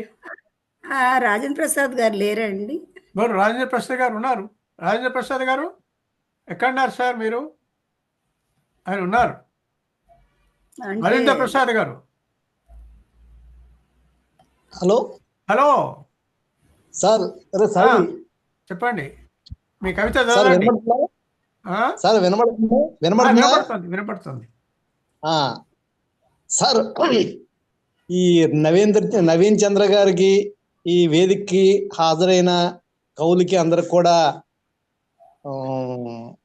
శుభోదయం అనాలో, శుభ సాయంత్రం అనాలో, శుభరాత్రి అనాలో తెలియదు, శుభాకాంక్షలు. నేను ఈరోజు చదవబోయే కవిత ఆత్మ నివేదన. అంటే ఒక పాఠశాల, అంటే బడికి ఆంధ్ర రాష్ట్రంలోని, ముఖ్యంగా ఈ తెలుగు రాష్ట్రాల్లోని పాఠశాలలు నిర్వీర్యం అయిపోతున్న పరిస్థితిని చూసి ఆ పాఠశాల ఆత్మ ఎలా ఘోషిస్తుందన్న రాసిన కవిత ఇది. కవిత చెబుతున్నాను. కవిత పేరు ఆత్మ నివేదన. నేను పిల్లలు లేని బడిని, భక్తులు రాని గుడిని, నన్ను నిర్మూలించాలని, మెర్సీ కిల్లింగ్తో ప్రాణాలు తీయాలని జరుగుతున్నాయి ప్రయత్నాలు. కిలోమీటర్కు ఒక పాఠశాల, ఆవాస ప్రాంతానికి ఒక విద్యాలయం అన్న నినాదం నా జననానికి కారణం. పక్కా భవనాలు, తాగునీటి బావులు, మధ్యాహ్న భోజనానికి వంటశాలలు, వరదలా విడుదలవుతున్న నిధులు ఆశయాలకు కల్పించాయి ఆశలు. లో కాస్ట్ నో కాస్ట్తో అందాన్ని కనువిందు చేశాయి. బడిలో వెలుగు కోసం విద్యుత్తునిచ్చారు, పిల్లల కోసం ఏకరూప దుస్తులనిచ్చారు. అందరిలో ఇది మన బడి అనిపించారు. నన్ను నిర్మూలించడానికి కార్పొరేట్ విద్యాలయాలకు వెసులుబాట్లు, ప్రైవేటు విద్యా సంస్థలకు పెద్దపీటలు, విద్యా వ్యాపారాలకు రెడ్ కార్పెట్లు, భవనాలు లేకున్నా, వసతులు లేకున్నా, విద్యార్థులకు ఆడుకునే స్థలాలు లేకున్నా, ఉపాధ్యాయులు లేకున్నా, వారికి సరైన విద్యార్హతలు లేకున్నా అనుమతులు ఇచ్చేస్తున్నారు. నేను మాత్రం పిల్లలు లేని బడిగా, సర్కారు కంట్లో నలుసుగా విద్యాశాఖకు భారమయ్యాను. ప్రపంచీకరణ పాసంతో, ప్రపంచ బ్యాంకు పరవశంతో బడికి గోరీని కడుతున్నారు, గుడిని తడిగా మారుస్తున్నారు. పిల్లలు లేరని, పిల్లలు రారని బడిని సమాధి చేస్తున్నారు. తల్లిని బతికించుకోవడానికి ఉపాధ్యాయులారా ఏకం కండి. విద్యారంగ పరిరక్షణ పేరుతో బడి తల్లుల్ని కాపాడుకోండి. పిల్లలు వదిలిపోయారని అమ్మని చంపుకుంటారా? అమ్మని బతికించండి, బడిని బతికించండి. ఇదండి నా కవిత. ధన్యవాదాలండి. నా తర్వాత కవిత చదివే రచయిత్రి దామరాజు విశాలాక్షి గారు. ఆవిడ పరిచయం, ఈవిడ విశాఖపట్నం వాస్తవ్యురాలు. 40 సంవత్సరాల పాటు ఆ ప్రాంతంలో ఉపాధ్యాయునిగా పనిచేసి ఎంతో మంది పిల్లల్ని తీర్చిదిద్దారు. కవితలు, వ్యాసాలు, పాటలు, నాటికలు, బుర్రకథలు, గేయాలు మొదలైనవన్నీ ఎన్నో రాశారు. బాల సాహిత్యంలో కూడా అనేక కథల్ని వెలువరించారు. ఈమె కథలు పుస్తకం విశాలాక్షి కథల పేరుతో వెలువరించారు.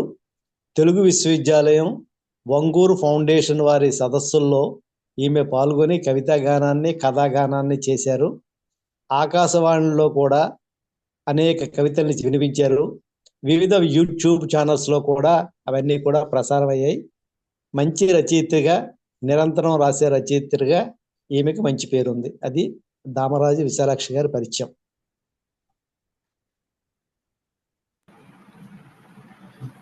ధన్యవాదాలండి. నమస్కారం బాబు. వేదిక నమస్కారం. నాకు ఈ అవకాశాన్ని ఇచ్చిన నవీన్ చంద్ర గారికి మరొకసారి కృతజ్ఞతలు తెలియజేసుకుంటున్నాను. రాజేంద్ర ప్రసాద్ గారి కవిత ఆత్మ నివేదన. ఇది ఆత్మ నివేదన, ఆత్మవేదన, ఆత్మఘోష ఏదన్నా ప్రస్తుతం ఈ పాఠశాలల దుస్థితి ఆంధ్రప్రదేశ్లో కాదు, తెలుగు నేలపై అన్ని చోట్ల గోల పెడుతున్నటువంటి విషయమే. అది ఎంతటి హృదయ విదారకమైనటువంటి దృశ్యం అంటే, నేను ఆ పాఠశాల తన తాలూకా ఆత్మ ఘోషణంతటిని వ్యక్తం చేస్తుందని, నేను పిల్లలు లేని బడిని భక్తులు రాని గుడిని అని చెప్పి ప్రాణాలు తీయాలని జరుగుతున్నాయి ప్రయత్నాలు అంటారు. అసలు నాకు ఎక్కడంటే బాగా లో కాస్ట్ నో కాస్ట్తో అందాన్ని కనుమంది చేశాయి. బడిలో వెలుగు కోసం విద్యుత్తును ఇచ్చారు, పిల్లల కోసం ఏకరూప దుస్తుల్ని ఇచ్చారు, అందరిలో ఇది మనబడి అనిపించారు. ఏదో అంటే మమ అనిపించినట్లు ప్రయత్నాలు జరుగుతున్నాయి.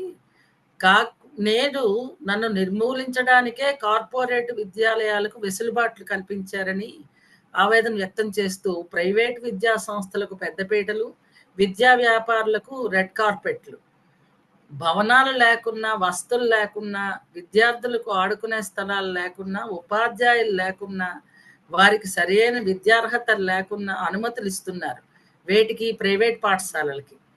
నేను మాత్రం పిల్లలు లేమిడిగా సర్కారు కంట్లో నలుసుగా విద్యాశాఖకు దూరమయ్యానని ఒక ఉపాధ్యాయుడిగా పనిచేసినటువంటి అతను ప్రత్యక్షంగా చూసినటువంటి ప్రత్యక్ష సాక్షి దాని వేదనంతటినీ ఈ కవితలో నింపారు అని నాకు అనిపించింది.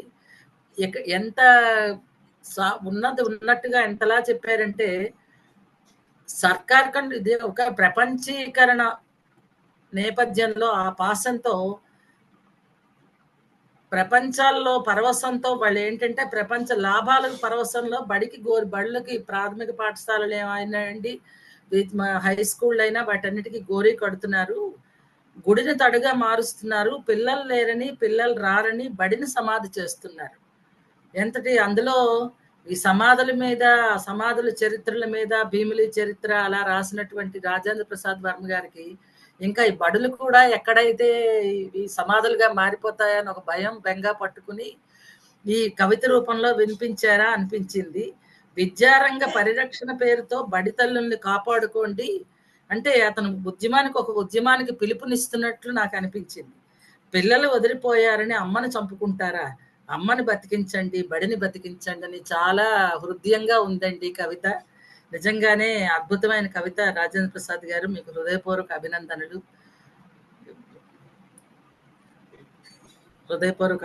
బాబు. ధన్యవాదాలండి.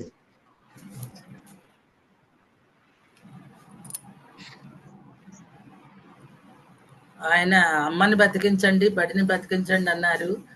కానీ అమ్మల్ని వృద్ధాశ్రమాలకి పంపుతున్నారు. అలాంటి సమాజంలోని ఇక బడులకి ఏముంటుంది విలువలు నేర్పించే వాటిలో.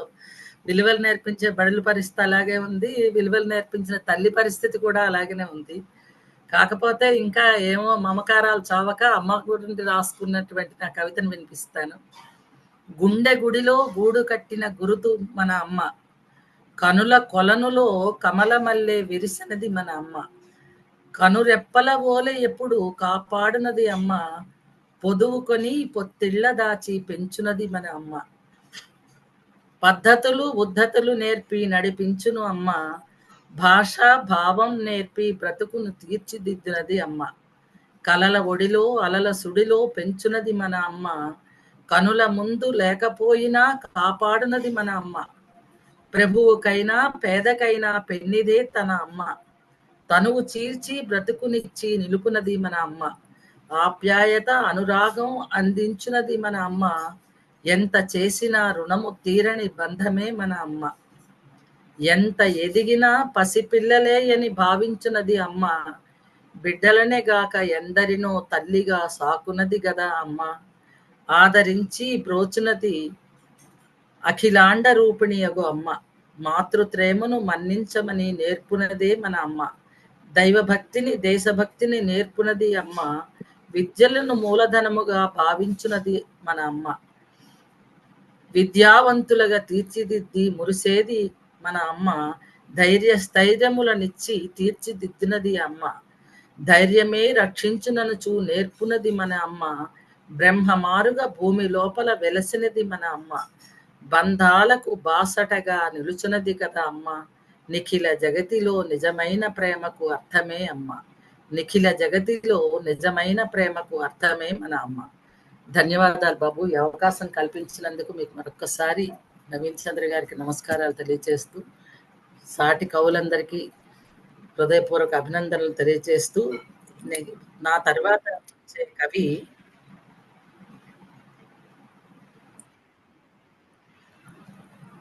దాసరి మోహన్ గారు.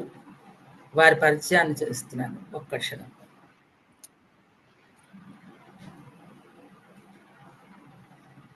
దాసరి మోహన్ గారు నివాస స్థలం హైదరాబాదు. బీటెక్ చేశారు, పీజీ డిప్లొమా చేశారు, భారతీయ విద్యాభవన్స్లో ఉద్యోగం చేశారు. ఇంతకు మునుపు రాజా ఐఐటి పార్క్, ప్రస్తుతం రచనలు మాత్రం చేస్తున్నారు. కవితా సంపుటాలు దండం 2019లో వెలువరించారు, అల్మరా 2021లో, కథా సంపుటి రాళ్లకుచ్చ 17 కథలతో వెలువరించారు. నవలలు వెంకయ్య గారి బావి. ఇక బహుమతులు వస్తే నమస్తే తెలంగాణ దినపత్రిక నిర్వహించిన కవితల పోటీలో ద్వితీయ బహుమతి పొందారు. పాలపిట్ట, సాహితీ కిరణం, విశాలాక్షి మాసపత్రిక, ఇతర సంస్థలు నిర్వహించిన వివిధ కథల పోటీల్లో, కవితల పోటీల్లో బహుమతులు పొందారు. వీరు వరల్డ్ పోయిటరీ డే సందర్భంగా కవి సంధ్య కవితల్లో పోటీలో బహుమతి పొందారు. పాల్వంచ సంస్థ కవితల పోటీలో ప్రథమ బహుమతి.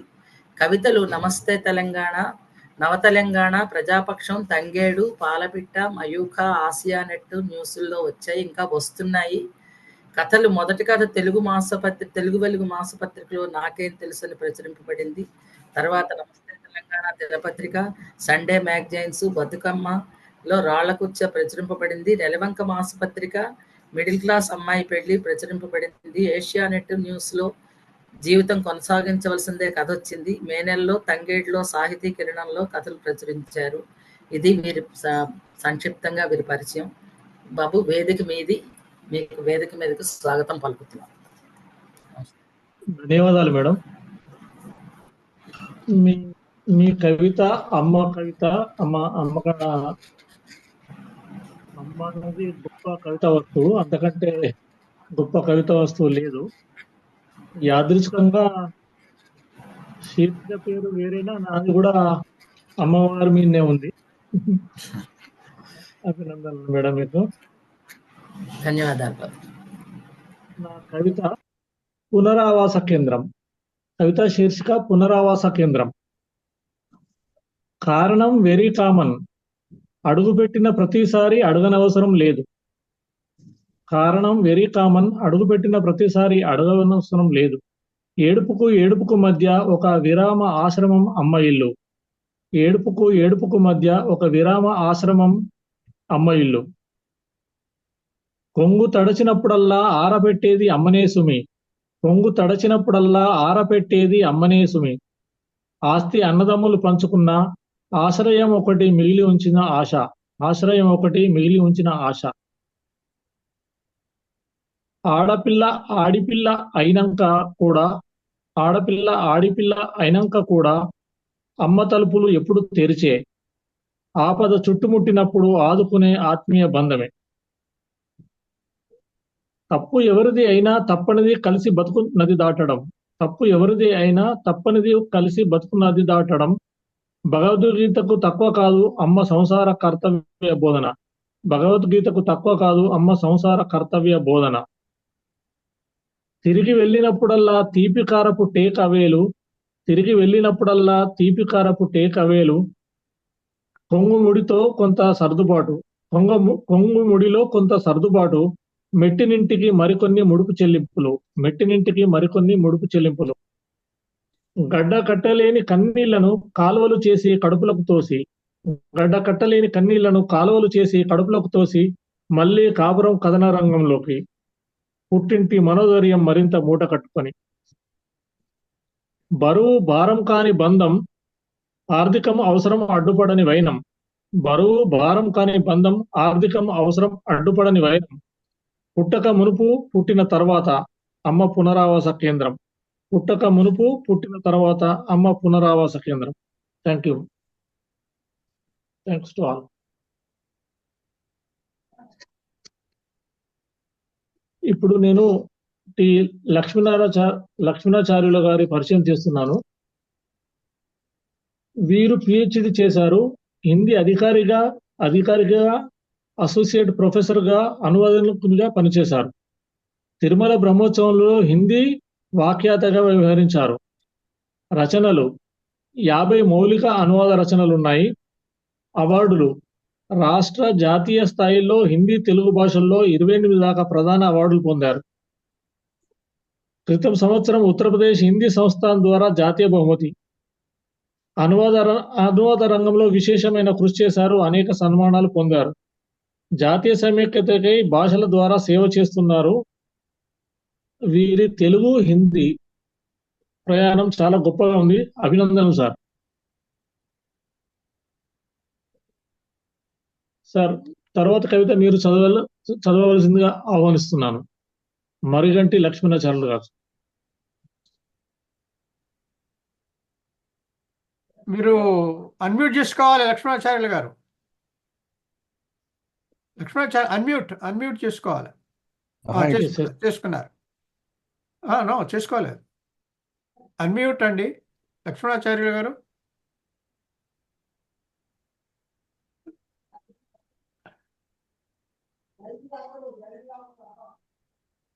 ఎక్కడున్నారండి మీరు లక్ష్మణాచార్యులు గారు? బయటికి వెళ్ళినట్టున్నారు సార్. మళ్ళీ వస్తాడు. పొరపాటున ప్రెస్ చేసినట్టున్నాడు. మళ్ళీ వస్తాడు అనుకుంటా.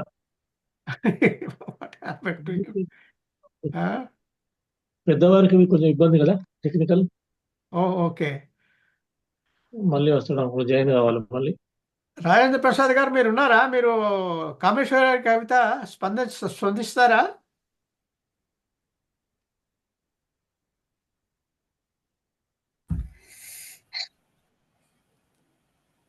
ఓకే, ఆయన జవాబు ఇవ్వడం లేదు. ప్రాబ్లం లేదు.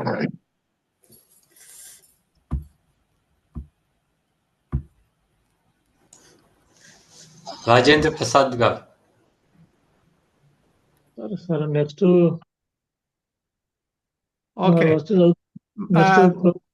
దాని తర్వాత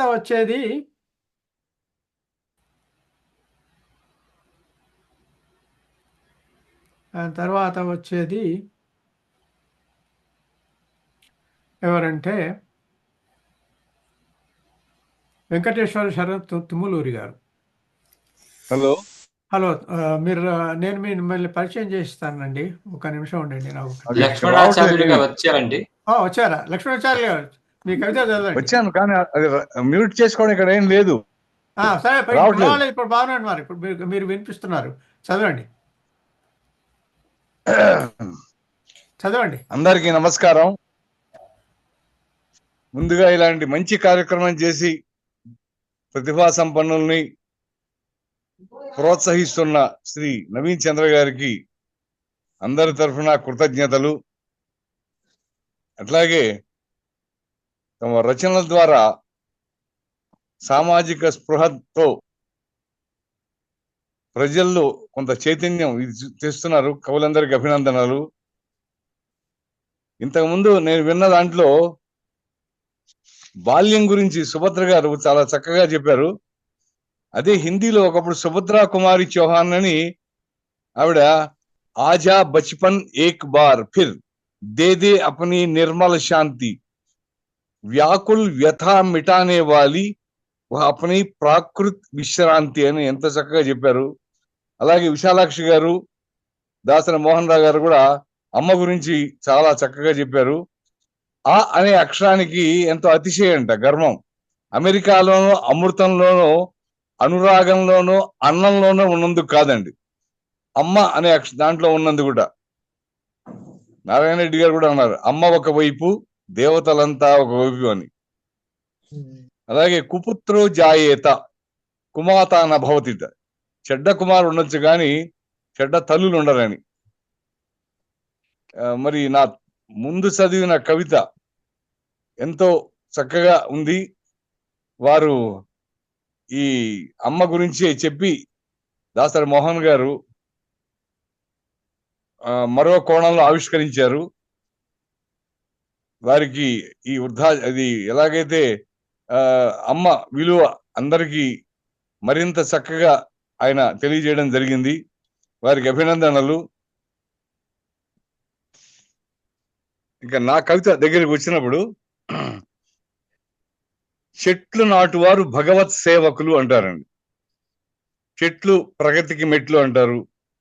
ప్రధానంగా వృక్షో రక్షతి రక్షిత ధర్మో రక్షతి రక్షిత లాగా వృక్షాలని గనక మనం చక్కగా కాపాడుకుంటే అవి మనకి పచ్చదనంతో పాటుగా కాలుష్య భూతాన్ని తొలగించడంలో అవి ఎంతో దోహదం చేస్తాయి. ఆక్సిజన్ అమృతం పంచుతాయి మనకి. అమెరికాలో తానా వాళ్ళు ఒకసారి ఒక పత్రిక చేస్తూ రచనలు అడిగారండి. వారు ఎలా అడిగారంటే, చెట్ల గురించి రాయమన్నారు. అయితే చెట్లు గొప్పవి, ఉపయోగపడతాయని మనం చెప్పకుండా వాటినే అవి చెప్తున్నట్టుగా, ప్రధానంగా ఇవాళ పరిస్థితుల్లో కాలుష్యం పెరుగుతున్న, పర్యావరణం విషపూరితం అవుతున్న నేపథ్యంలో అవి మనల్ని అంటే మనుషులను అవి ఏం కోరతాయి అని వాటి తరఫున రాయమన్న జరిగింది. తెలుగులో రాసిన చాలా మంచి పేరు వచ్చింది ఆ గేయానికి. అట్లాగే తర్వాత కూడా దాన్ని హిందీలో కూడా మార్చి చేయడం జరిగింది. చాలా దూరదర్శన్లో వచ్చింది, ఎంతమందో అభిమానించారు. అది మీకు వినిపించే అవకాశం ఇచ్చిన శ్రీ నవీన్ చంద్ర గారికి మరొకసారి నమస్కారం చెప్తూ, ఇది గేయం అంటే మనుషులతో చెట్లు మొక్కల మనవి అన్నమాట, వాటి మనోగతం. అవి ఏం చెప్తున్నాయో ఒక్కసారి మీకు వినిపిస్తాను, చూడండి. అవే మీ ముందు నిలబడి చెప్తున్నట్టు. వినరయ్యా మా కోరిక అన్నలార వినరమ్మా మా కోరిక, చెల్లెలార మనసున్న తెలుపలేని జీవులం, మనసున్న తెలుపలేని జీవులం, నోరున్న పలుకలేని ప్రాణులం, నోరున్న పలుకలేని ప్రాణులం, వినరయ్యా మా కోరిక. మా రంగుల కుసుమాలే, మా రంగుల కుసుమాలే మీ అందానికి అందం, మా రంగుల కుసుమాలే మీ అందానికి అందం, మా తీయని ఫలాలే మీకెడు పరమానందం, వినరయ్య మా కోరిక. మీ జీవిత పయనంలో, మీ జీవిత పయనంలో మా చెలిమే లేకున్నా, మీ జీవిత పయనంలో మా చెలిమే లేకున్నా, జగతిలోన మీ జాతికి మనుగడయే లేదన్న, వినరయ్య మా కోరిక. గుమ్మంగా దూలంగా మంచంగా, గుమ్మంగా దూలంగా మంచంగా, పలకగా ఉయ్యాలగా చేతి కర్రగా, పలకగా ఉయ్యాలగా చేతి కర్రగా, వంట చెరకుగా పాడెగా చితి కట్టేగా, వంట చెరుకుగా ఆడెగ చితి కట్టేగా మీకోసమే అంకితం మేమంతా మీకోసమే అంకితం మేమంతా వినరయ్యా మా కోరిక అన్నలార వినరమ్మ మా కోరిక వర్షంలో గ్రీష్మంలో గ్రీష్మంలో తపిస్తున్నాం సర్వస్వం మీకోసమే అర్పిస్తున్నాం వర్షంలో గ్రీష్మంలో తపిస్తున్నాం సర్వస్వం మీకోసమే అర్పిస్తున్నాం సహకారం మీ నుంచే వాంఛిస్తున్నాం సహకారం మీ నుంచే ఆశిస్తున్నాం భువి కళకళలాడాలని వాంఛిస్తున్నాం ఈ భువి కళకళలాడాలని వాంఛిస్తున్నాం వినరయ్యా మా కోరిక అన్నలార వినరమ్మ మా కోరిక చెల్లెలార మనసున్న తెలుపలేని జీవులం నోరున్న పలుకలేని ప్రాణులం మనసున్న తెలుపలేని జీవులం నోరున్న పలుకలేని ప్రాణులం వినరయ్యా మా కోరిక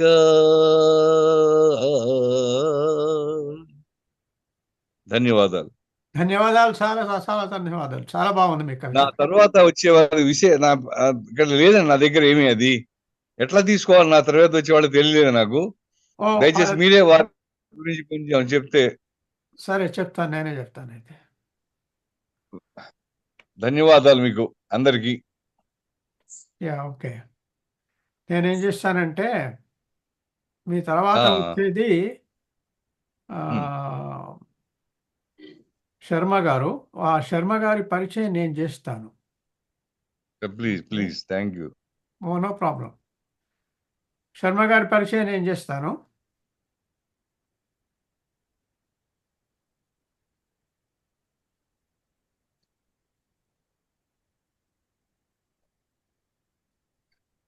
శర్మ గారు, నా పరిచయం కవితా వేదికకు.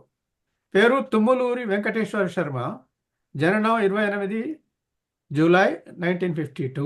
మాతాపితలు కీర్తిశేషులు డాక్టర్ భారతి, కీర్తిశేషులు డాక్టర్ శేషగిరిరావు. వృత్తి కంట్రోల్ సిస్టమ్స్ ఇంజనీర్, రిటైర్డ్. సాహితీ సేద్యం 14 ఏళ్లుగా సాగుతున్న వానవాసం ప్రయత్నించని రచనలు, చిన్ని కథలు. ఆంగ్లంలో 50, తెలుగులో 40. తెలంగాణ మాండలికంలో శివశతకం, జరశోచాయించరా శివ, వేమన శతకంపై పెరడిగా అర్ధశతకం. ప్రముఖ కార్టూనిస్టు సరస్సి కార్టూన్లకు ప్యారడీ క్యాప్షన్లు 500కు పైగా. డాక్టర్ యువి కృష్ణమూర్తి గారి కవితలకు స్పందన కవితలు. అవేమిటో నాకు తెలియదు. కృష్ణవనం, శర్మస్పందనం అనే కవితా సంపుటి ప్రచురణ. ఆరుద్ర గారి ఓ కోనలమ్మ స్ఫూర్తితో ఓ భారతమ్మ అంటూ 108 పద కవితలు. హైకూల ప్రేరణతో టీవీకే శతకం, ఇవి హైకూలు కావు అనే శతకం. పంచపది ప్రక్రియ, గుండె వినిపించే గజల్స్, మిశ్రమ కవితలు, హిందీలో కవితలు, తెలుగు పారడి పాటలు. ఇది వారి పరిచయము. వెంకటేశ్వర శర్మ గారు కవితా వేదిక మీదకి వచ్చి మీ కవిత చదవండి. తర్వాత ముందు మీ కవిత చదివే ముందు లక్ష్మణాచారి గారి కవితపై స్పందన ఇవ్వండి, మీ కవిత చదవండి. మీ తర్వాత వచ్చే వారిని పరిచయం చేయండి. Thank you. రండి, మీ కవిత వేదిక మీదే. ఓకే, కవితా మిత్రులందరికీ నమస్కారం. ఈ కవితా వేదికలోకి నన్ను ఆహ్వానించిన డాక్టర్ నవీన్ చంద్ర గారికి, ఈ కవితా వేదిక నన్ను పరిచయం చేసిన శ్రీ బుల్స్ గోపాలకృష్ణ గారికి ధన్యవాదాలు. ఇది నా 2వ కవితా వేదికలో నా ప్రెజెన్స్. నాకు ముందు చదివిన డాక్టర్ లక్ష్మణాచార్యులు గారి కవిత, వారి ఆ కవిత అది గేయ కవిత. ఈ ఇది పర్యావరణ పరిరక్షణలో భాగమైన వృక్ష సంపదను ఎలా కాపాడుకోవాలని అనే సందేశంతో సాగింది ఈ కవిత. ఈ చెట్లు మొక్కలు ఈ మానవ జీవితంలో అన్ని అంకాలలో ఎలా అవి ముడిపడి ఉన్నాయో అని చక్కగా వివరిస్తూ వాటి రక్షణలోనే మానవ కళ్యాణం ఉందని వారు ఇచ్చిన సందేశం అది. వృక్షో రక్షతి రక్షితః అనే నానుడి నేపథ్యంలో సాగినది ఈ కవిత. మొక్కల మనవి అంటూ పెట్టారు దీనికి శీర్షిక. అప్పుడు గుర్తొస్తుంది కరుణశ్రీ గారి అది పుష్ప విలాపము. ఈ కవితకు వృక్ష విన్నపం అనే శీర్షిక పెడితే కూడా బాగుంటుందేమో అనిపిస్తుంది నాకు. ఇందులో ఒక చిన్న సందేశం నాకు, మనసున్న కూడా ఆ ప్రాణం లేని మనుషులము, నోరున్నా పలకలేని జీవులం అన్నారు. ఈ నోరున్నా పలకడం అనేది వృక్షాలకు నోరేమిటా అనే కొంచెం సందేహం వచ్చింది. ఆ తర్వాత అనిపించింది ఆ బహుశా గాలికి ఊగే ఆకుల సవ్వడిని ఆయన వృక్షాల నోరని అనుకున్నారేమో అని అనిపించింది నాకు. ఒక చక్కని కవిత వినిపించిన వారికి ధన్యవాదాలు, నాకు అవకాశం ఇచ్చినందుకు. నమస్కారం, ధన్యవాదాలు.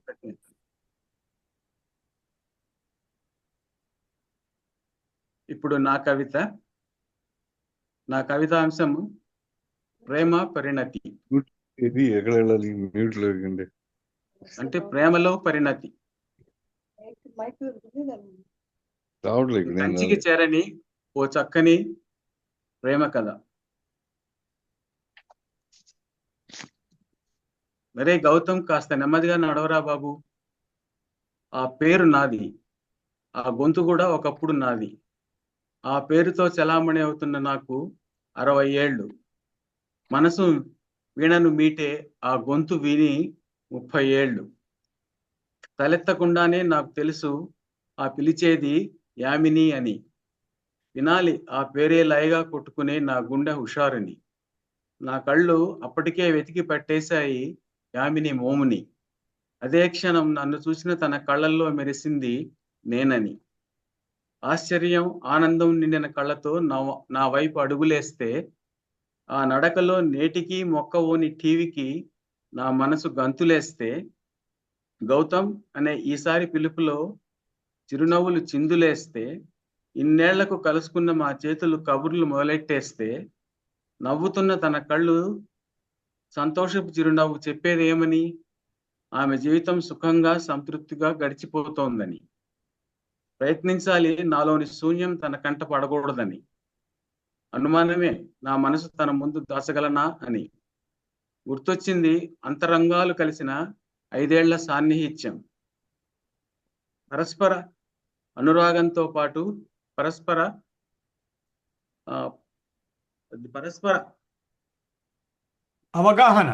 అనురాగంతో పాటు పరస్పర అవగాహన నిత్యం. అది తెలిసి లుకేమియా త్వరలో నా ప్రాణం తీస్తుందనే సత్యం నేనే తనకు చెప్పకుండా దూరంగా వెళ్ళిపోయిన అగత్యం. అది తెలిసింది తర్వాత ఆ టెస్ట్ రిపోర్ట్లు తారుమారయ్యాయని, ప్రాణం మిగిలిన ప్రాణసఖిని శాశ్వతంగా కోల్పోయానని, ఎవరో తెలియక చేసిన తప్పుకి యావజ్జీవ శిక్ష పడింది నాకని, మా మధురమైన జ్ఞాపకాలే నా శేష జీవితానికి సరి అని. ఈ మధ్య కలిసినట్లు ఏమయ్యా పోయి విన్నాళ్లనే ఆ పలకరింపు, నీ స్నేహితుడు చెప్పాడులే అన్న భావగర్భితమైన ఆ కరస్పర్శ, చెప్పకుండా మరుగైనా నన్ను అపార్థం చేసుకోలేదనే స్ఫురింపు, ఇలాంటి అపురూప సాన్నిహిత్యం దేవుని అభయస్పర్శ. చేయిదట్టి చెప్తోంది, ఇదిగో వీడు నా కొడుకు గౌతమ్ అని. అబ్బాయి గ్రాడ్యుయేషన్ ఫంక్షన్ కి న్యూయార్క్ వచ్చానని, నవ్వుతూ చెప్పా తన నుండి పారిపోయి ఇక్కడికి వచ్చానని. సెంట్రల్ పార్క్ కొలను హంసల జంట ఇటే చూస్తున్నాయని. స్వస్తి. ధన్యవాదాలండి. నా తర్వాత చెప్పే కవి గారు డాక్టర్ నవీన్ గారు. ఇది జగమెగిన బ్రాహ్మణుని పరిచయం చేయమని ఎట్లా అనిపిస్తోంది నాకు. ఈ కవితా వేదిక మూల విరాట్ అయిన నవీన్ గారిని నేను పరిచయం చేయడం అంటే హాస్యాస్పదంగా ఉంటుంది.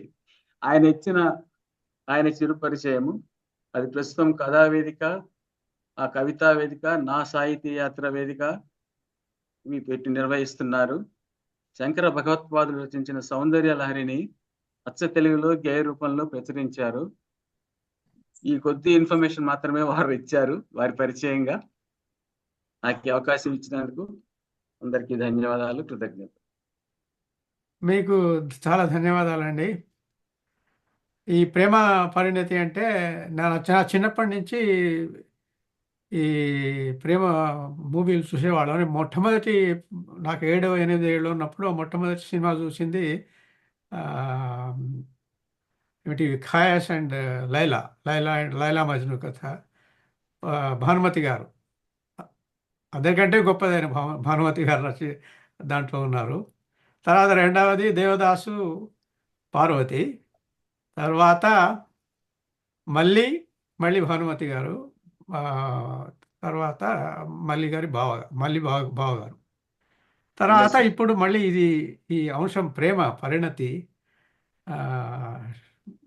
శర్మ గారి కవిత చదివాను. చదివితే చాలా బాధ వేసింది ఒక విధంగా. తర్వాత మళ్ళీ కలిశారు కనుక సంతోషం అనిపించింది. అసలు జరిగింది ఏమిటంటే ఇదండి, మీరు హాస్పిటల్కి వెళ్తే అక్కడ వాళ్ళు ఎవరో టెస్టులు చేసి మీకు చెప్తారు ఏమిటంటే మీకు లుకేమియా ఉంది, మీరు చాలా జీవించడానికి ఇంకో 2 నెలలు కూడా లేవు అని ఎవరైనా చెప్తారనుకోండి. అప్పుడు మీరు ఏం చేస్తారు? పాపం గౌతమ్ ఏం చేశాడంటే తన ప్రేమికురాల్ని వదిలిపెట్టి వెళ్ళిపోయాడు. అది ఎవరో చేసిన తప్పుకి ఈయన యావజ్జీవ శిక్ష భరించాడు. ఎందుకంటే తర్వాత తెలిసింది ఏమిటంటే ఆ రిజల్ట్స్ తప్పులు రిజల్ట్స్ అంచేత. కానీ ఆయనకు జీవితం మిగిలింది, కానీ జీవితేశ్వరి పోయింది. అయితే విధి ఎట్లా ఉంటుందంటే విధి చాలా విచిత్రమైనది. సెంట్రల్ పార్క్లో కలుస్తారు 30 ఏళ్ల తర్వాత. కలిస్తే ఆవిడ పిలుస్తుంది వెనకంచి. అయితే ఈయన ఆశ్చర్యపోతాడు, ఎవరా అని. అయితే నేను కొన్ని నోట్స్ రాసుకున్నాను దీంట్లో. అది వెంకటేశ్వర శర్మ గారి కవిత. ఈ కవితలో కొన్ని లైన్స్ మనం మర్చిపోలేనటువంటివి ఉంటాయి. ఒకటి, మనసు వీణను మీటే ఆ గొంతు విని 30 ఏళ్ళు. ఈయన మనస్సు అనేటువంటి ఒక వీణ, ఈ రూపకాలంకారం మనసునే వీణ అయిపోయింది. సో వీరికి అలంకారాలు వాడడంలో కూడా చాలా గొప్ప సామర్థ్యం ఉన్నది. మనసు వీణను వీటి ఆ గొంతు విని 30 ఏళ్ళు అయిందట. తర్వాత ఇన్నేళ్లకు కలుసుకున్న మా చేతులు కబుర్లు మొదలెట్టిస్తే, ఇన్నేళ్ల తర్వాత వాళ్ళు షేక్ హ్యాండ్ చేస్తే అలాగే కొన్ని సెకండ్లు అలా ఉంచితే ఆ చేతులు కబుర్లు చెప్పుకున్నాయి. ఒకసారి మనం కమ్యూనికేషన్ చేతులతోని, కాళ్ళతోని కూడా చేస్తుంటాం. సో ఆయన ఈ విషయంలో చాలా గొప్పగా చెప్పారు. ఇది చేతులు కబుర్లు మొదలుపెట్టాయి. తర్వాత ఆ నడకలో నేటికి మొక్కవోని టీవీకి నా మనస్సు గంతులేస్తే, ఆవిడ నడుస్తుంటే ఆవిడ టీవీకి ఈయన మనస్సు గంతులేసింది. తర్వాత ప్రయత్నించాలి నాలోని శూన్యం తన కంట పడకూడదని. మరి ఏమైంది? తర్వాత తెలిసింది తన రిజల్ట్స్ తప్పు అని చెప్పేసి. ఇప్పుడు ఆయనలో శూన్యం ఉంది. అయితే ఆ శూన్యం తన ప్రేమికురాలకి కనపడకూడదని చాలా ట్రై చేస్తున్నాడు పాపం. తర్వాత ఎవరో తెలిసిన తప్పుకి యావజ్జీవ శిక్ష పడింది నాకని. తర్వాత వాళ్ళు ఏం ఆలోచించారు? వాళ్ళు అలా షేక్ హ్యాండ్ చేసుకుంటే వాళ్ళు ఏమిటి ఎక్స్చేంజ్ చేసుకుంటున్నారు? ఆవిడ ఏమని అడుగుతుందంటే, ఇన్నాళ్ళు ఏమైపోయావు? నీ స్నేహితుడు చెప్పాడులే, నేను అపార్థం చేసుకోలేదు. ఈ 3 ఐడియాస్ ఆవిడ ఆ స్పర్శలు తెలుస్తాయి ఆయనకి. అది చాలా బ్రహ్మాండంగా ఉంది. ఇన్నాళ్ళు ఏమైపోయావు అని నోటితో అనలేదు, నీ స్నేహితుడు చెప్పాడులే, నేను అపార్థం చేసుకోలేదని కూడా అంది. అది కరస్పర్శ చెబుతున్న వివరాలు. తర్వాత చివరికి అంటుంది, ఇదిగో వీడి నా కొడుకు, అది నిజమే. నీ కొడుకే తన తెలీదు, కానీ వీడి నా కొడుకు గౌతమ్ అని చెప్తుంది. గ్రాడ్యుయేషన్కి రావడానికి న్యూయార్క్ వచ్చామని. తర్వాత ఈయనేమంటాడు, ఏదో లేమ్ ఎక్స్క్యూజ్, నీ నుంచి పారిపోవడానికి నేను వచ్చాను న్యూయార్క్ అని ఈయన అంటాడు. ఇది అద్భుతమైన కవిత అండి శర్మ గారు, మీ చాలా చాలా బాగుంది. అండ్ ఇంకేం చెప్పాలా, చాలా చాలా మంచి కవిత. Thank you. ఇక నా కవిత. మీ చక్కని సమీక్షకు ధన్యవాదాలండి. అందులో చిన్న కథ అండి, దాంట్లో ఏమీ లేదు. ఇద్దరు ప్రేమికులు, అతనికి క్యాన్సర్ అని అతను వదిలేసి వెళ్ళిపోతాడు. ఆమెకు పెళ్ళైపోతుంది. 30 ఏళ్ల తర్వాత కలుస్తారు. ఆ కలిసినప్పుడు ఆ గొంతు విని గుర్తుపడతాడు. వాళ్ళ ప్రేమకు గుర్తుగా ఆమె వాళ్ళ అబ్బాయికి అతని పేరు పెట్టుకుంటుంది గౌతమ్ అని. అది దాంట్లో, అంతకంటే ఇంకేం లేదు. ఓకే, థ్యాంక్స్ అది క్లారిఫై చేసినందుకు. ఎందుకంటే అది కవిత అంటే కప్పి చెప్పేది కవిత, విప్పి చెప్పేది విమర్శ అని అన్నారు. అంచేత మీరు అది కప్పారేమో అని నేను అనుకున్నాను, కానీ ఆవిడకి పెళ్ళయిందనమాట, వేరే పెళ్ళి. ఓకే, మంచిదే, చాలా మంచి క్లారిఫై చేశారు. Thank you. ఇక నా కవిత నిరంతర వాహిని. ఎవరి కోసం ఆగుతావు, ఎందుకోసం ఆగుతావు? ఎవరి కోసం ఆగుతావు, ఎందుకోసం ఆగుతావు? మరయంత్రాలన్నీ చేతిలో, కీలుబొమ్మలన్నీ చేతిలో, ఇది మా కర్మ. ఎవరి కోసం ఆగుతావు, ఎందుకోసం ఆగుతావు? మరయంత్రాలన్నీ చేతిలో, కీలుబొమ్మలు నీ చేతిలో, ఇది మా కర్మ. మా చుట్టే మేము తిరుగుతున్నాం, బొంగరమ్మ జీవితం. నీ దయ కోసం గతిలేక గతిలో ఉండి, ఇదే మా కర్మ, ఇది నీ నియమం. మా చుట్టే మేము తిరుగుతున్నాం, బొంగరమ్మ జీవితం. నీ దయ కోసం గతిలేక గతిలో ఉండి, ఇదే మా కర్మ, ఇది నీ నియమం. ఎప్పుడు పుట్టావు, ఎక్కడ పుట్టావు? పుట్టగానే పరుగా? కొన్ని వికసిస్తాయి, కొన్ని పరిమళిస్తాయి. ఎందుకోసం ఈ పరుగు, ఎవరి కోసం ఈ పరుగు? ఎప్పుడు పుట్టావు, ఎక్కడ పుట్టావు? పుట్టగానే పరుగా? కొన్ని వికసిస్తాయి, కొన్ని పరిమళిస్తాయి. ఎందుకోసం ఈ పరుగు, ఎవరి కోసం ఈ పరుగు? పుట్టకముందు ఎవరివి నీవు, అసలు పుట్టావా? శుభ్రమణం చేస్తే సగం రోజు చీకటి, సగం రోజు వెలుగు. చేయకపోతే ఒకవైపు అంతా పూర్తి వెలుగు, ఒకవైపు అంతా పూర్తి చీకటి. మా వంకరే మాకు రక్ష. ఈ వక్రదశలో పరభ్రమణం చేస్తే వస్తున్నాయి వసంతాలు. అది మానేస్తే అంతా గ్రీష్మమా, అంతా శిశిరమా? అగ్నిలా ప్రజ్వలిస్తావా, మంచులా ఘనీభవిస్తావా? కాగిపోతావా, కరిగిపోతావా? మాడేయడా సూర్యుడు, మంచు కాదా సగంగోళం? మాడేయడా సూర్యుడు, మంచు కాదా సగంగోళం? మరి గడియారాలు పనికి చేస్తాయా నువ్వు ఆగిపోతే? ఏది ఏమైనా ఇది మా కర్మ. దాటుతున్నాం రేవులను, కానీ మళ్ళీ వస్తాం ఈ రేవుకు. గురువుగారిపై ఉంటే ప్రతి పుష్కరానికే, గురువుగారిపై ఉంటే ప్రతి పుష్కరానికే. ఇక్కడున్నాం గనుక 5 పుష్కరాలు.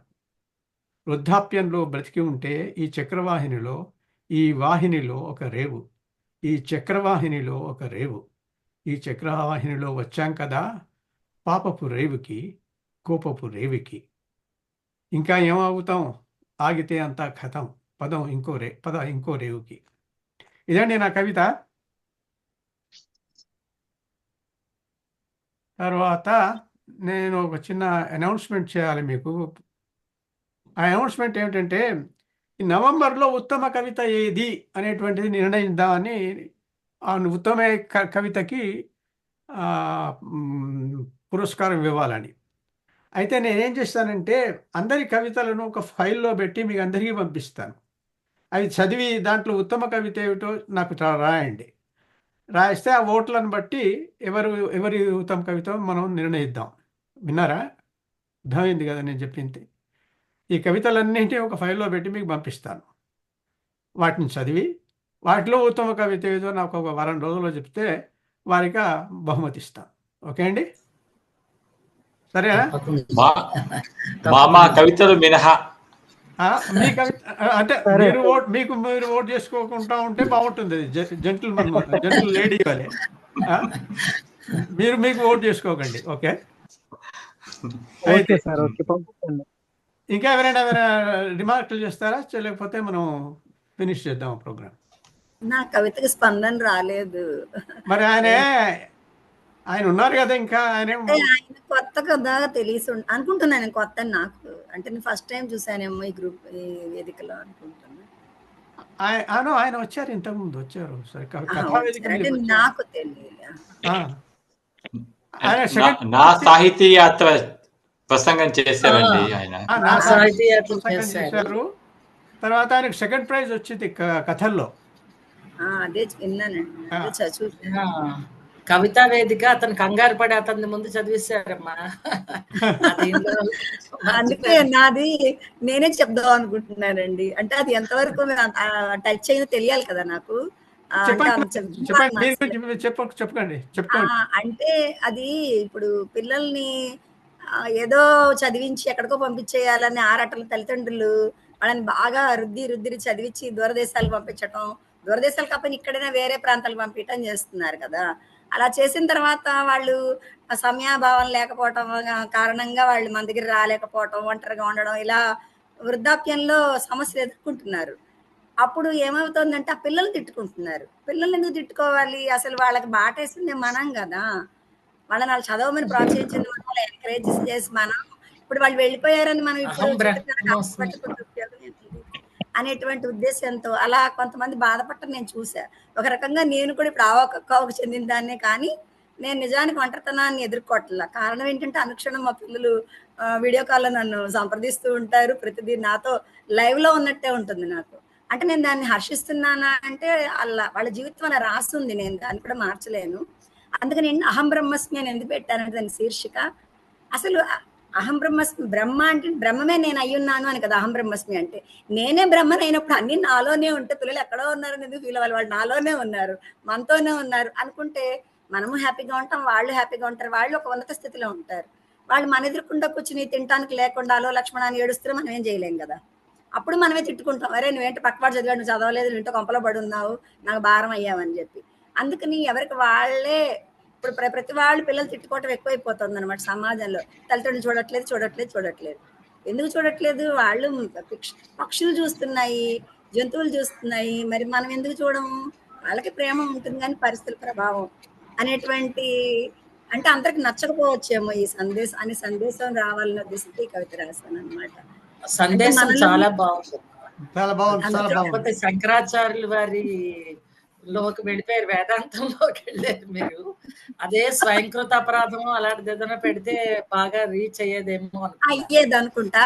అంటే అంటే మా అన్నయ్య ఉన్నారండి, ఆయన కవితలు రాస్తారు. ఆయన ఏమంటారంటే ఏంట్రా అసలు ఏముంటుంది ఇందులో, అన్ని ఇలా అర్థమైపోయేటట్టు కాదు, నర్మగర్భంగా ఉండాలి, అప్పుడే కవితకి ఒక ఇది వస్తుంది. అంతే తప్ప ఊరికే నేను తిన్నాను పడుకున్నాను లేచాను ఇలా రాస్తే దానికి కవితలో అవుతుంది. మా అన్నయ్య నన్ను ఇలా మొట్టికాయలు ముందు చెప్పాను, శంకరాచార్యులు వారి లెవెల్లో రాస్తే అంతైతే లేదండి, అలా అవ్వాలంటే చాలా కష్టపడాలి. నేను బ్రహ్మస్మి అని మీరు పెట్టారు కదా, బ్రహ్మస్మి అన్నది అది అంత పెద్దవాళ్ళ కొటేషన్ కదా, కొంచెం అంటే అది మళ్ళీ సంస్కృత ఇష్టంగా ఉంది కదా.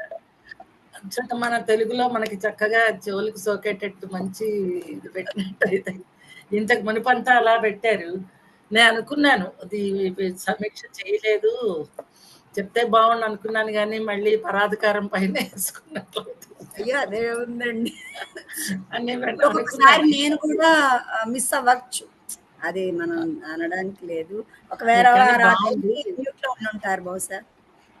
అదే కానీ బాగుంది, చక్కని కవిత వినిపించారు. నిజంగానే ఉన్న ఏదైతే జరుగుతుందో ప్రస్తుత సమాజంలో దాని మీద పూర్తి మీరు పెట్టి చక్కని నిజంగానే మన స్వయంకృత అపరాధంగా చాలా బాగుంది కవిత మాత్రం.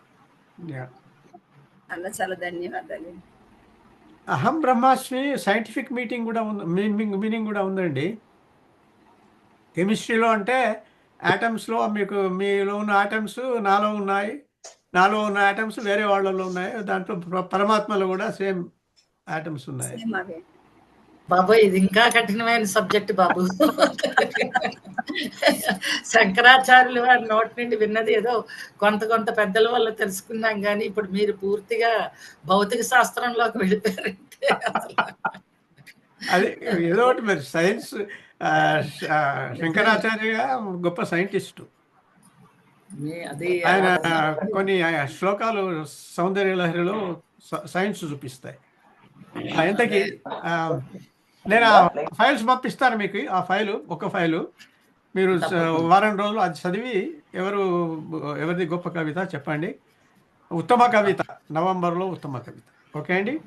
అయితే మనం ఇక స్వస్తి చెప్పుకుందాం. 11 ఓకే అండి. స్వస్తి ప్రజాభ్య పరిపాలయంతాం న్యాయేన మార్గేణ మహీం మహిషా గోబ్రాహ్మణేభ్య శుభమస్తు నిత్యం లోకా సమస్త సుఖినో భవంతు. రామాయ రామభద్రాయ రామచంద్రాయ వేధసే రఘునాథాయ నాథాయ సీతాయ పతయే నమః. మంగళం కౌసలేంద్రాయ మహనీయ గుణాబ్దయే చక్రవర్తి తనూజాయ సార్వభౌమాయ మంగళం. మంగళాశాసనపరై మదాచార్య పురోగమై సర్వైశ్చ పూర్వైరాచార్యై సత్కృతాయాస్తు మంగళం. కాయేన వాచా మనసేంద్రియైర్వా బుద్ధ్యాత్మనా వా ప్రకృతే స్వభావాత్ కరోమి యద్యత్ సకలం పరస్మై నారాయణాయేతి సమర్పయామి. యదక్షరపదభ్రష్టం మాత్రాహీనం చ యద్భవేత్ తత్సర్వం క్షమ్యతాం దేవ శ్రీనారాయణ నమోస్తుతే. సర్వం శ్రీకృష్ణార్పణమస్తు. సర్వం శ్రీకృష్ణార్పణమస్తు. సర్వం శ్రీకృష్ణార్పణమస్తు.